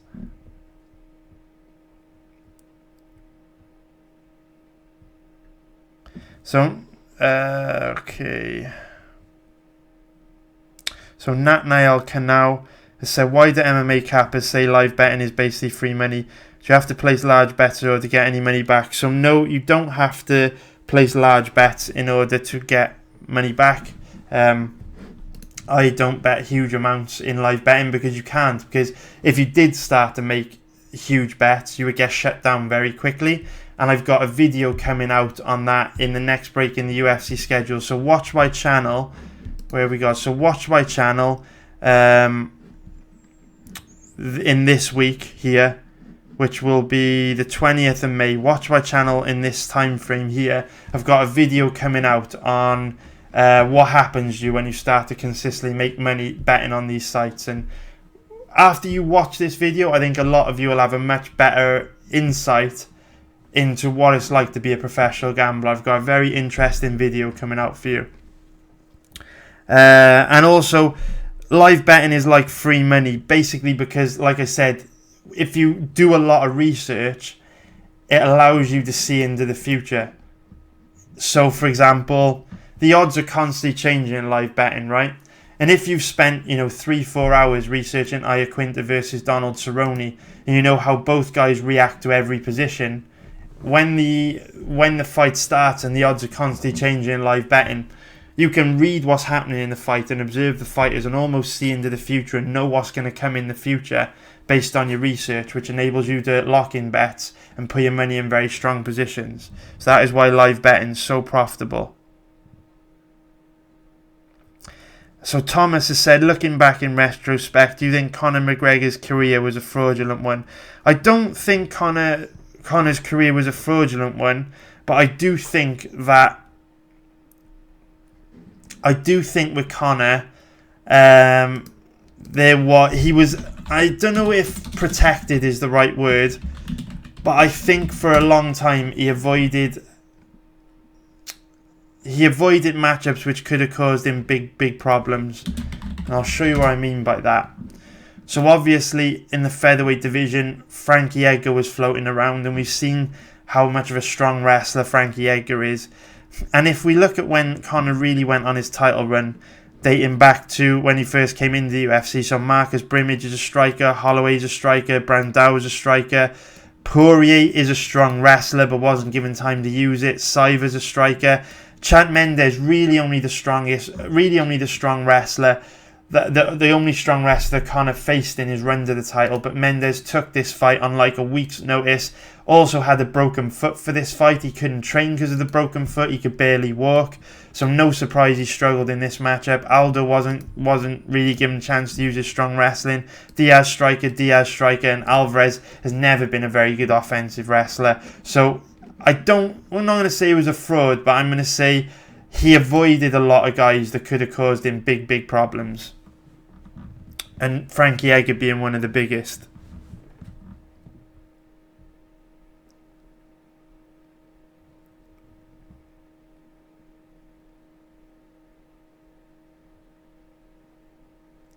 So that one kid has said, this guy is the best, always putting himself out there to help people make money.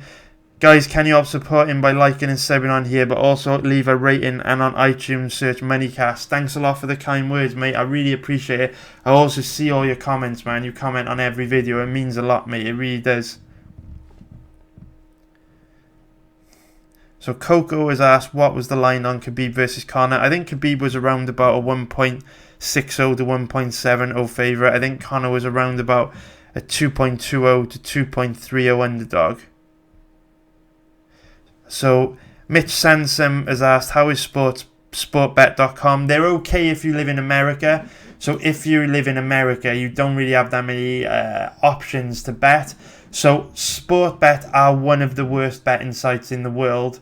But if you're in the United States, they're one of the best, because they're one of the only websites that accept players from the United States. If you're in Europe, they're a waste of time. Do not ever use them. They're much better options. But if you're in the US, they're okay. They're one of the better options if you're in the US. They're actually the same company as 5 Dimes. Sportbet are just a different skin to 5 Dimes. So Owen Gladstone has asked, which betting site is the best for live betting? So the best site's Bet365. So Quincy Pinola has said, what you think about Virgil Ortiz fight goes the distance at plus 230? Check it out. I'm not sure, mate. I'm pretty sure that's a boxer, and I don't know anything about boxing. So Ryan Coughlin has said, good betting sites in Canada. Best betting site in Canada is Bet365. Owen Gladstone has asked which the best betting site in the UK is. Again, is Bet365. So Lee Dosis has asked for thoughts on Adesanya versus Whittaker and Poirier versus Khabib. Obviously, Adesanya versus Whittaker is a similar fight to Adesanya versus Gastelum, but I do think Whittaker is a little bit more dangerous than Gastelum, just because he's more of a technical striker, better at getting inside. But at the same time, Whittaker's chin is nowhere near as good as Gastelum's. So I do favour Adesanya there, but Whittaker's definitely dangerous. We saw Gastelum was able to land hard on Adesanya a few times and hurt him, particularly early in the fight. And my thoughts on Khabib versus Poirier are... I think Poirier can make it very interesting. I think that Poirier's takedown defense is amazing. His grappling's at a high level. Khabib's obviously a tough matchup, but Poirier does have the power to hurt him. So Roger Rodriguez said best betting website for USA. BetDSI are my favourite because they enable you to live bet during rounds on the UFC main card fights, and I just like their overall interface better, and also the fact that you can deposit and withdraw in Bitcoin is a huge bonus.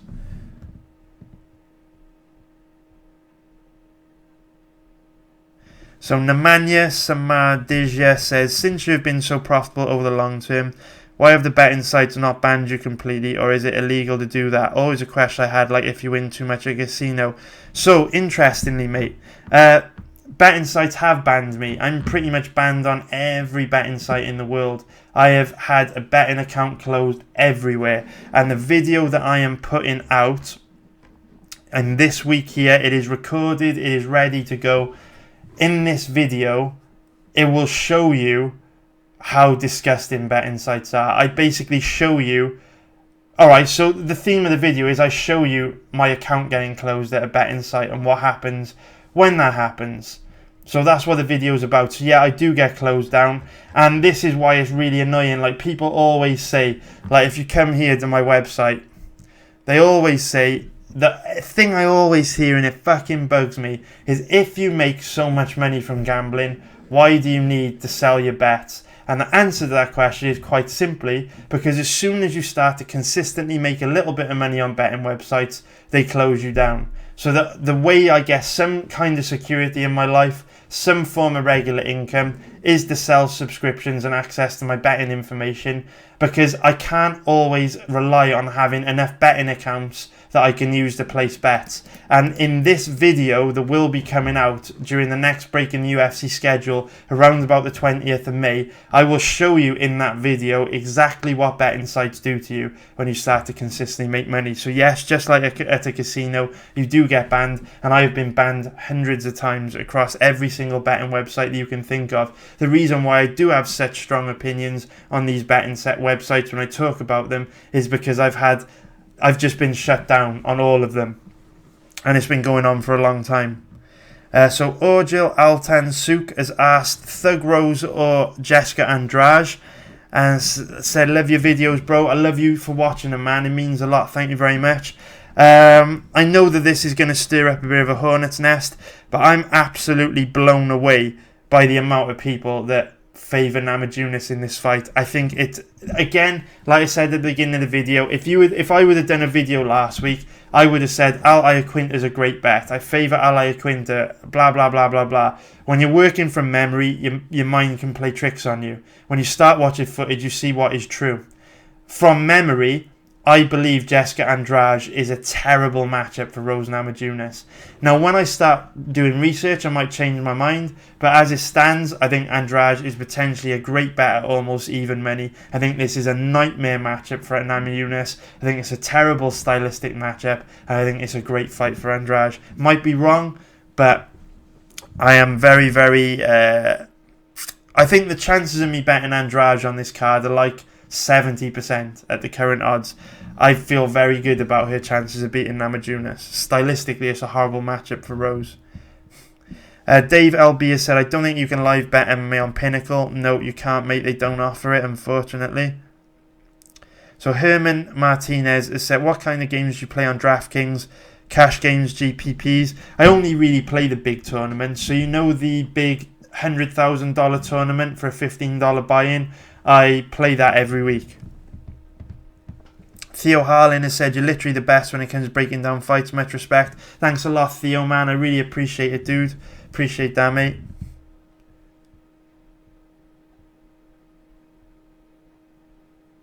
So Thomas has said, are you looking forward to UFC 239? Is that the one with Masvidal and Askren? I think it is. If the answer is yes, yeah, I can't wait for that fight.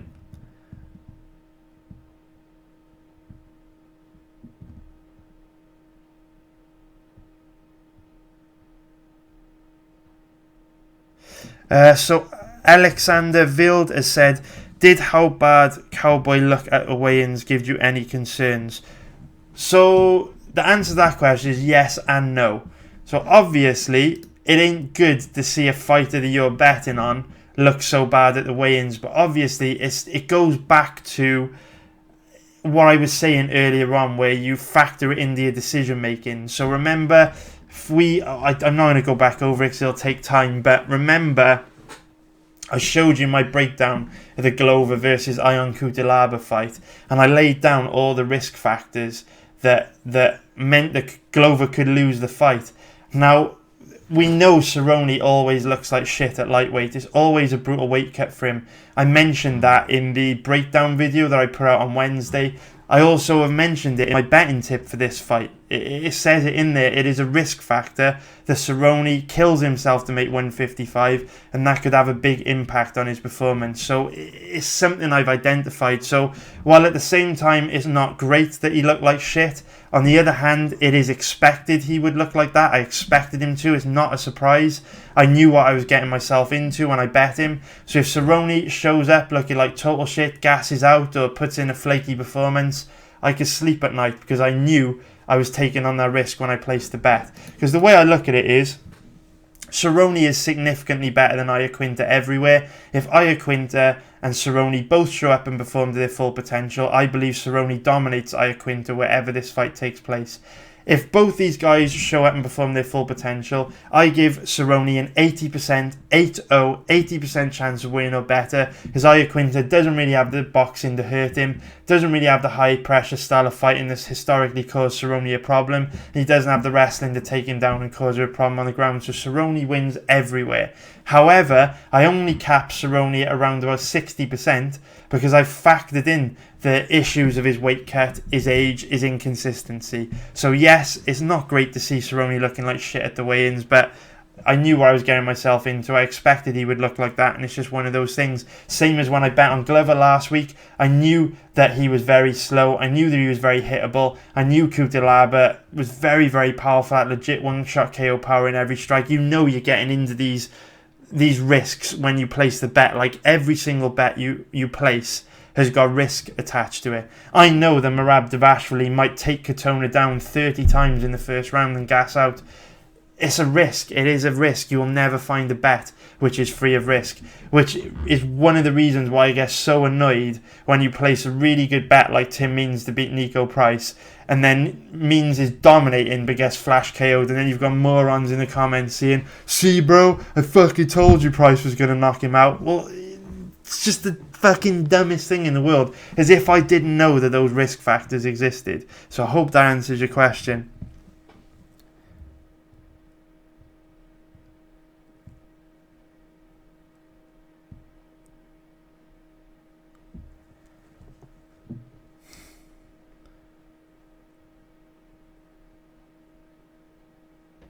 So Steve Donners asked, can you do a video dedicated to the staple points you look for when researching a fight? Could you do a video on how you weigh up each fighter's weaknesses and advantages to decide your outcome? Yeah, for sure, man, definitely. I mean, at the moment, it's difficult for me to even get all 4 parts of these videos out because my life's really busy and research is so time consuming. But in these breaks in the UFC schedule, what I'm looking to do is just put out as much content as possible, like theory content where I talk about like implied probability, bankroll management, my research methods. I'll add that to the list. That's a great idea. The first video like that I've got coming out is showing you what happens when you consistently make money on a betting site, because I don't really think people know, or that many people know, what happens to you. So once I've done that, then in the next breaking UFC schedule, I'll get another video like that out and keep putting them out. So over time we build up like a big library of videos covering all these different topics. So Geronimo713 has said, what percentage do you give Merab to beat Katona? I would say 70%, 7-0. Because he's better than Katona everywhere by quite a substantial margin, especially in striking and wrestling. Joe Blaylock has said, I know you like to do research for picking a fight, but at the moment, what's your thoughts on the Amanda Nunes-Holly Holm fight? I think Nunes will win that just because Holly Holm's quite passive. I don't know. You know what? I still think Nunes' cardio is suspect. I don't think anyone's really been able to push her. You know, throughout her career, she's had bad cardio, and I don't feel like anyone over the last couple of years has really been able to test that cardio. If Holly Holm's able to tie her up and get a hold of her and grind on her against the cage like she was able to do to Jermaine de Randamie, I think she could zap the cardio of Nunes and grind out a decision there. So Holly Holm as an underdog is interesting to me.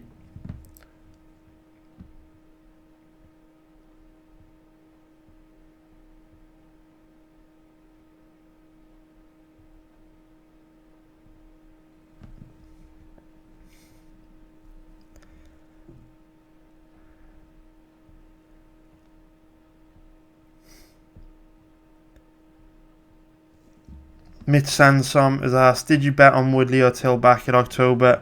No, mate, I didn't bet on that fight.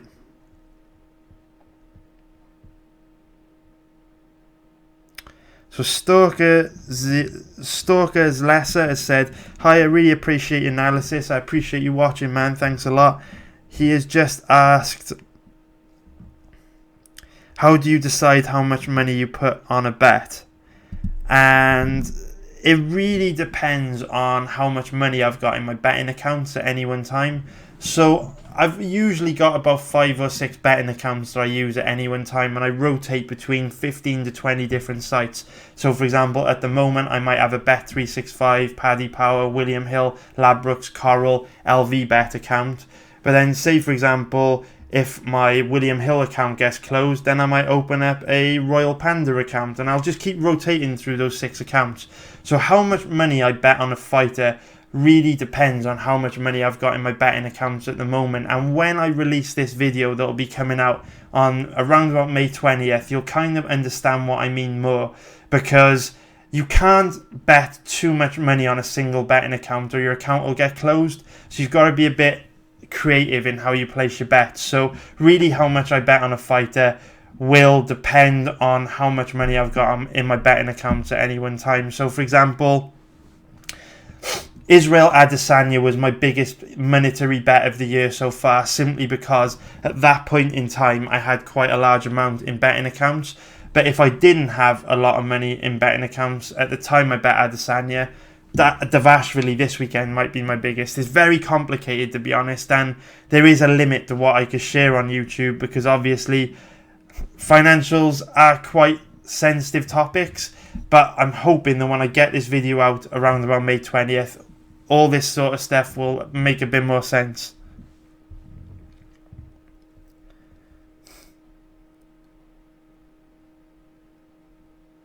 So the Notorious MMA has said, mate, I think your pick on Mark Andre will be wrong. Andrew Sanchez has so good training partners, GSP McDonald. Yes, Sanchez does, man, but he gasses out bad in every fight. I don't really feel that strongly about that fight. It's not like I'm picking Barrio to win.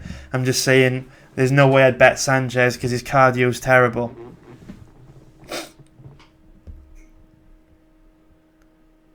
So Nat Nail Canal has said, will you ever make a video on live betting for free so we can have an understanding of what live betting consists of? I actually have no clue because the betting sites always have the bets suspended. No, mate, no. Unfortunately, I will not ever produce content on live betting, just because live betting I'm not doing it to be a dick, but live betting is what is called a low liquidity betting market. Which means, for example, if I was to live stream my live bets right now on what I do, none of you would be able to tail my live bets, because there's not enough money in the market for everyone to place the same bet at the same time without the odds crashing and becoming suspended. So the reason why, if you look here, if we go to the live betting section of my website, I'm not being a dick at all. If you look at this, right? So I sell access to my live bets for $200 a month.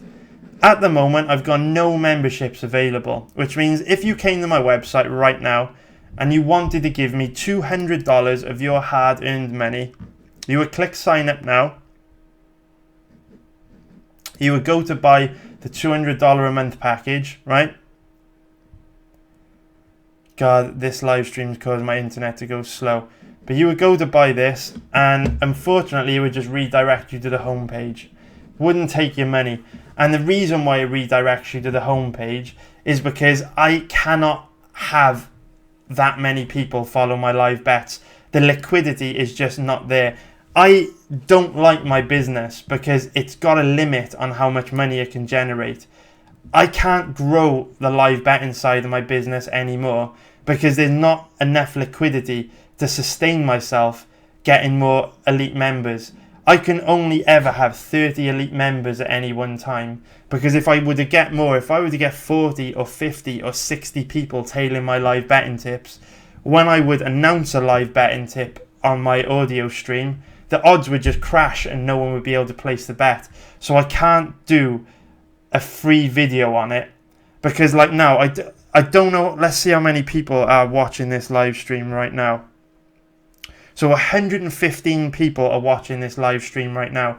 If I live streamed myself live betting tonight and I were to say, live bet 2 units on Donald Cerrone to win right now, and 115 people using roughly the same betting websites all go to place the same bet at the same time, the odds would just instantly get suspended. So that's why I have to cap the number of members I've got and keep it small so that everyone can get their bets in at reasonable odds. So that's why you'll never see me produce content for live betting showing you what I do, because it's not practical for me to do so. It just wouldn't work. The liquidity's not there. Hopefully in time liquidity will get better. If I was doing this on a sport with a lot of liquidity like football or the NFL or the Premier League, I could possibly get away with having a few hundred people tail the bets at any one time, but not possible with MMA at the moment. Liquidity is too low.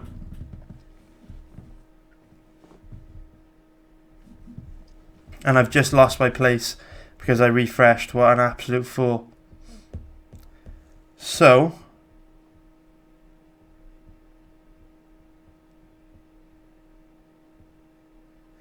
Kyle Grease has said, yeah, us Yanks are getting fucked when it comes to online betting sites. You are, mate, really bad. Do you know what? 5 Dimes is the biggest online betting site in America, and it is totally shit. It is terrible. It's like when I go on 5 Dimes, it's almost like my internet has been gone through a time machine. It's gone back to 1985 or something.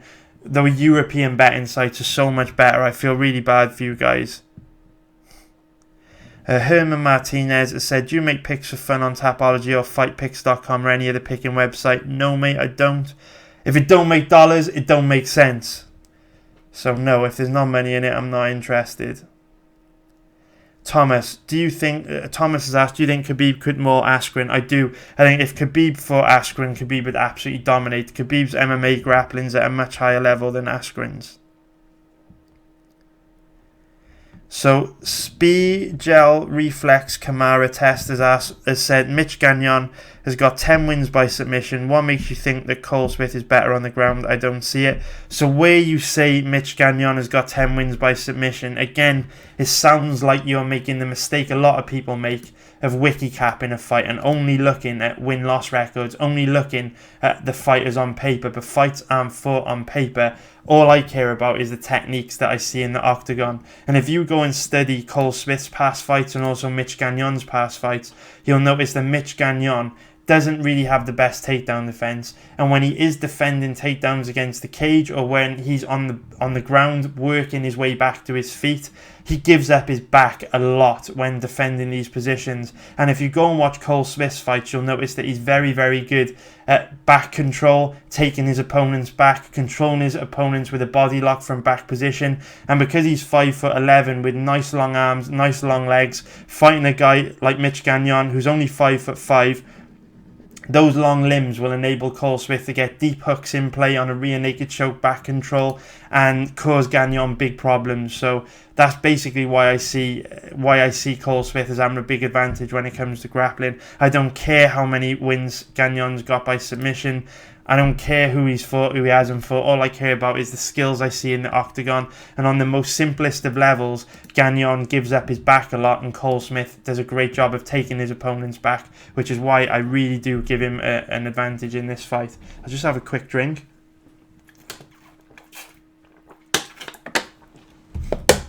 We're about 40 minutes away from the card starting.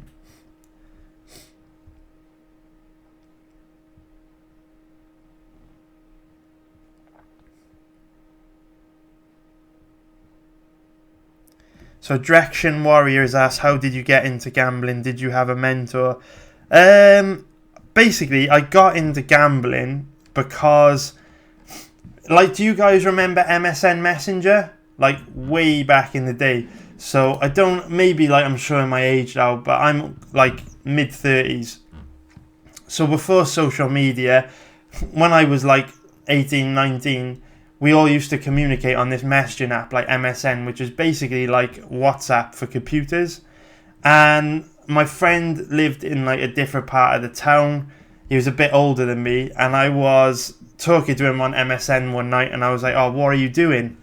And he said, oh, I'm just placing some bets on the football. So I didn't even know you could bet online back then. I'd never placed a bet in my life. So I was like, oh, what's that all about? And he like sent me a link to Bet365. So I opened up an account. And back then I really wanted to be a DJ.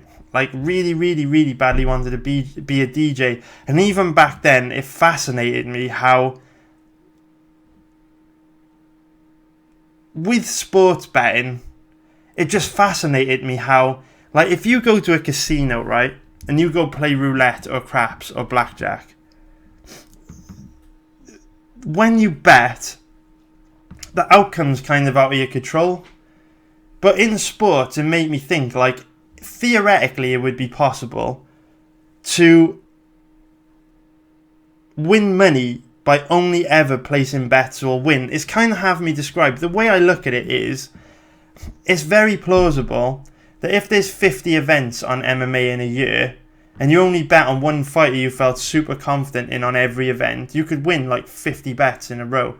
And it just became very interesting to me how I didn't really see it as gambling. I just felt like if I put a lot of work into this, if I put a lot of research into this, I can win. Like I like, even like before I'd even started gambling, I actually believed when I was 18 years old, which is 16 years ago, I actually believed that I could be a professional gambler. Like, I actually believed before I even placed a bet that I could do it. And you know what happened, guys? I'm not lying to you now. I'm being serious. I deposited like £10 into a Bet365 account.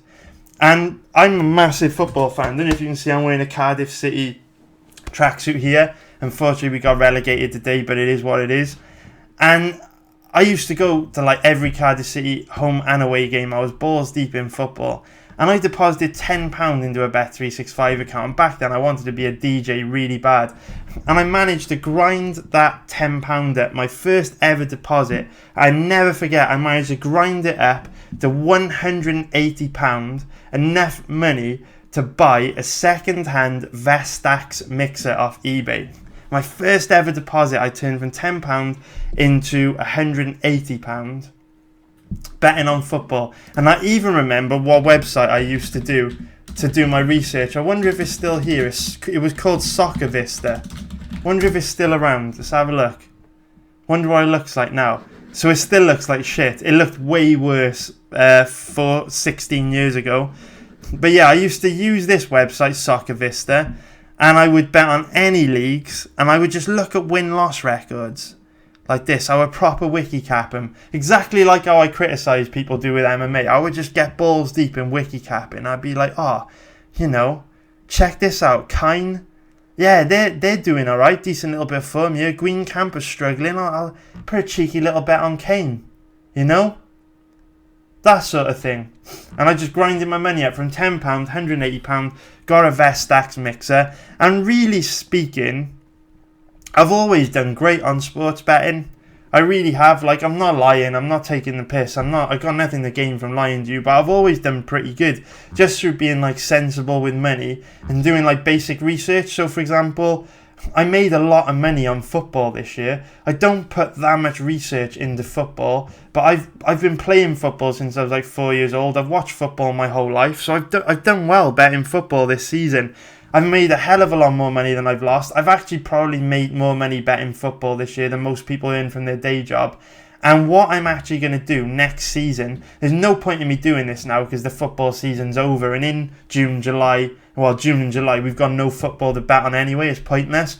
But what I'm going to do at the beginning of the next Premier League season is I'm going to put £1,000 into a betting exchange account, and I'm going to do like a documented betting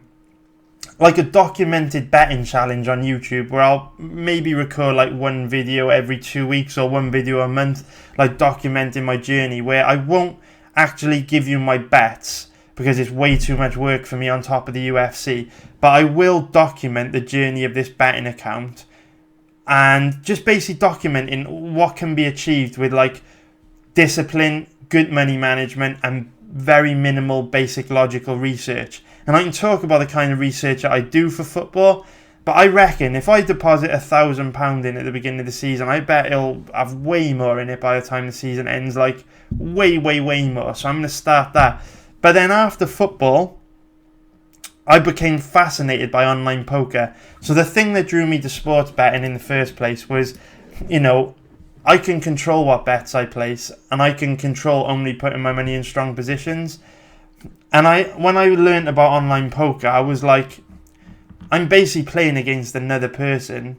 So if I outwork that person, if I outthink them, if I outsmart them, like, I can make money doing this. And I did pretty good off online poker for a while.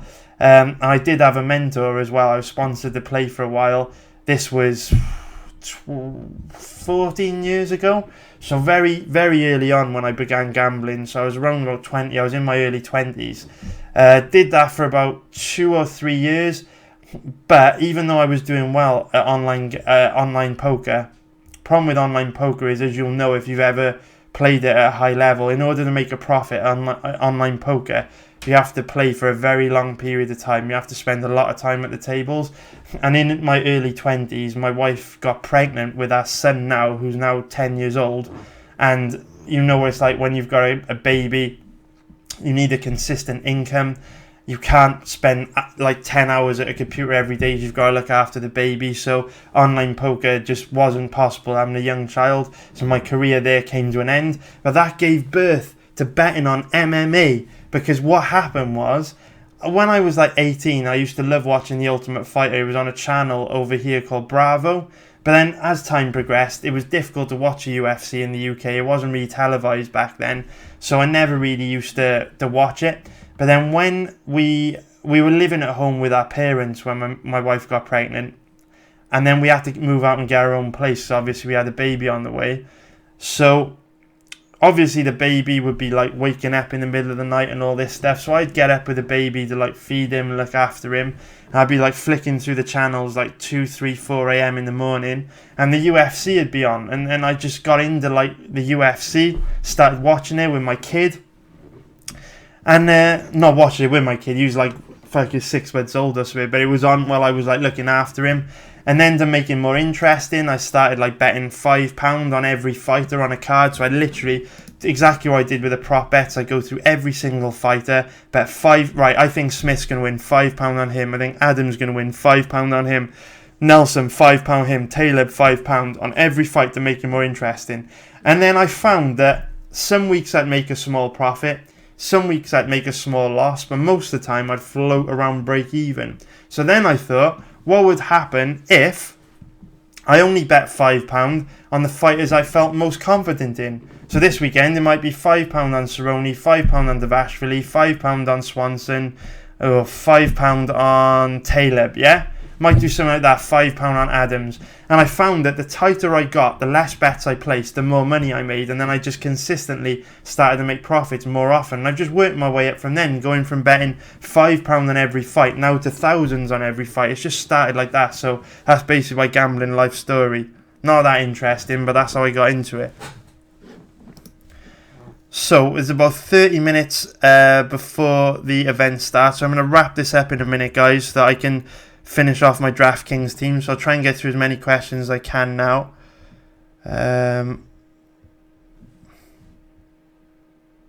Stephen Hartley says banning should be illegal. Dudes already have odds in their favour. I strongly agree with you, mate. In that video that I'm putting out in May, I talk about that in quite a lot of detail.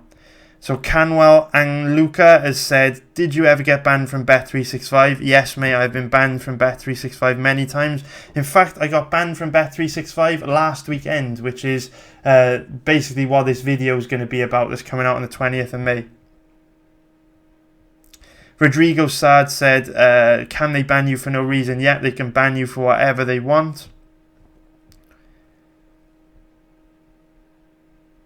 Tom F, can we get you on the Joe Rogan MMA podcast? We're loving your site. Much respect. Thanks a lot, Tom. I appreciate it, man. I'd love to go on the Joe Rogan podcast. I would fucking love it. I love Joe. I literally listen to every single one of his podcasts. He is a beast. Love that guy.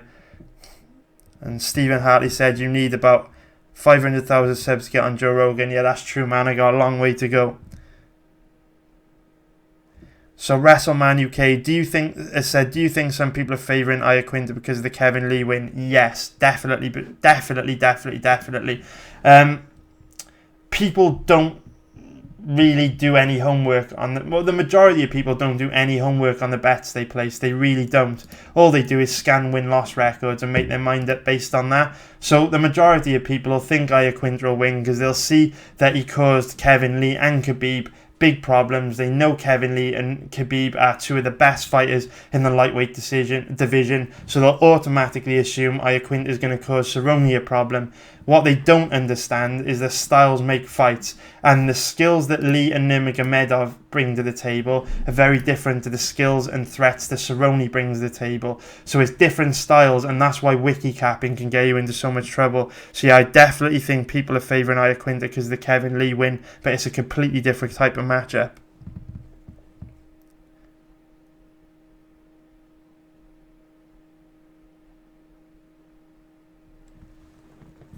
So Evan Graham's asked, can I live bet MMA on 5 dimes? Yes, you can, mate, but you can only bet at the end of each round. They won't let you bet during rounds. BetDSI will let you bet during rounds of main card fights.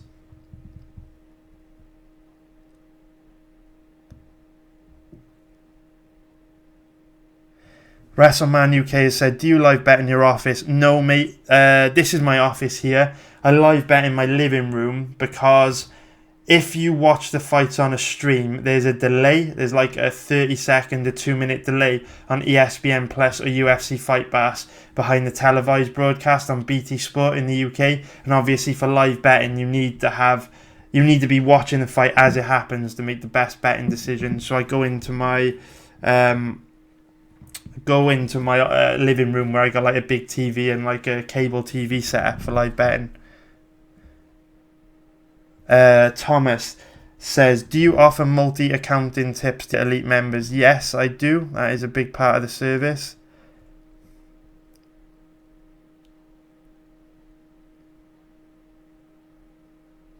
Shoujo has said, I think Kevin Lee isn't as good as he thinks he is. I think RDA beats him. I agree with you, mate. I do. RDA gave Khabib a lot of problems, you know what I mean? And with Kevin Lee having questionable cardio, I really think that you're right, man. I think RDA can cause him some problems. WrestleMan UK says, are there any bookies who have been members of my website? Yes. Bookies are always on my website monitoring me. They've been monitoring me for years. I've actually had to ban a few bookies that have signed up to my website and were tailing my live betting tips to kind of listen to the information I was giving so they could adjust their live odds. So I banned someone last year who was a member of the website for a long time, and one day he opened up and told me in a DM that he sets the odds for one of the major betting websites that offer betting on MMA. So I had to ban him. But over the years, yeah, loads of bookies have been all over my website, and as soon as I find out who they are gone. Banned. Get out my face.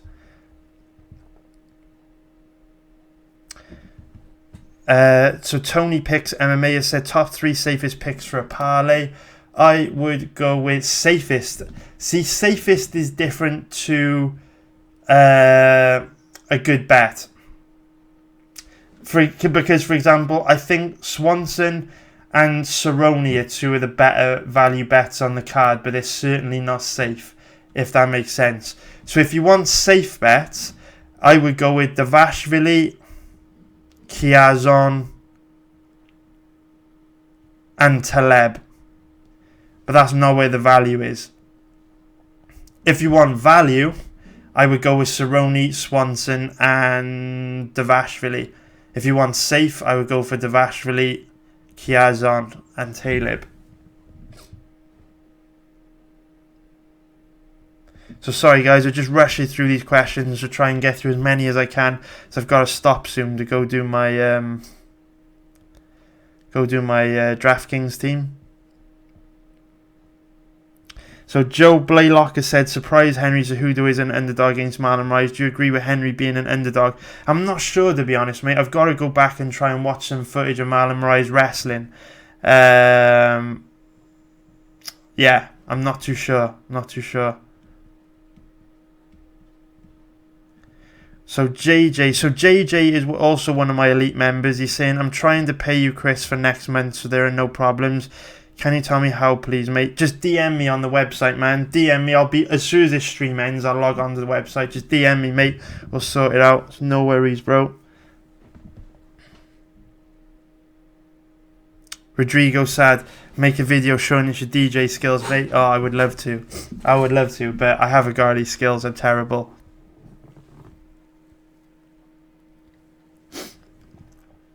Mike Nolan has said, do you have a list of your favourite props for those who missed the live stream? This live stream should go onto my channel, so you should be able to watch it again.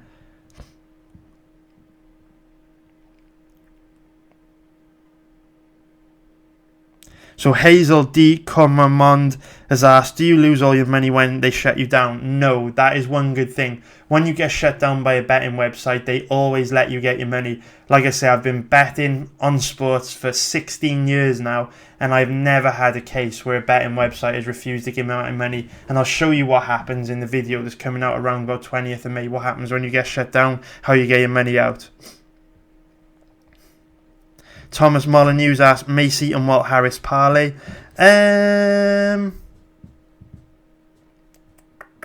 Yeah, man. I mean, I think both of them win for sure. I do think both of them win. I don't love the odds on Harris because of how passive he could be from time to time, but I do think they both win.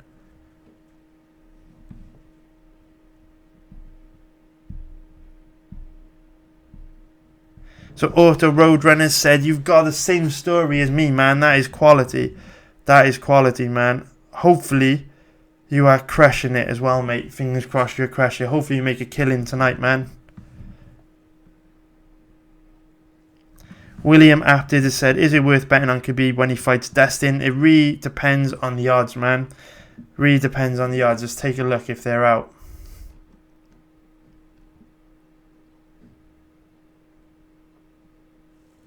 Khabib's a big favourite. I wouldn't bet on Khabib at those odds because Poirier is dangerous and he's also a strong grappler. Mitch Sansom has said, you follow Jack Slack? I don't, mate. I don't really follow anyone else in MMA. I know that he puts out like breakdowns and stuff, but I don't really don't like to. Again, it's good to be open-minded, but at the same time, you've got to have conviction in your own decisions. And I don't like to look at anyone else that puts analysis out there because I don't want to be influenced by them. I like to make my own decisions, and then if I fuck up, it's on me.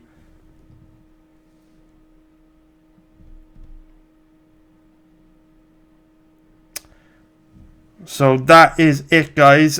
I think that sorry I couldn't answer everyone's question, but obviously the event is starting soon, so have to get through as many as we can. The event starts about 20 minutes, so I'm going to go do my DraftKings lineup now. Thank you for watching, guys. I really appreciate it. I hope you crush it, and I'll be back on Monday or Tuesday with part 1 of the breakdown videos for UFC 237. So thanks a lot, guys. Have a great night, and I hope you crush it.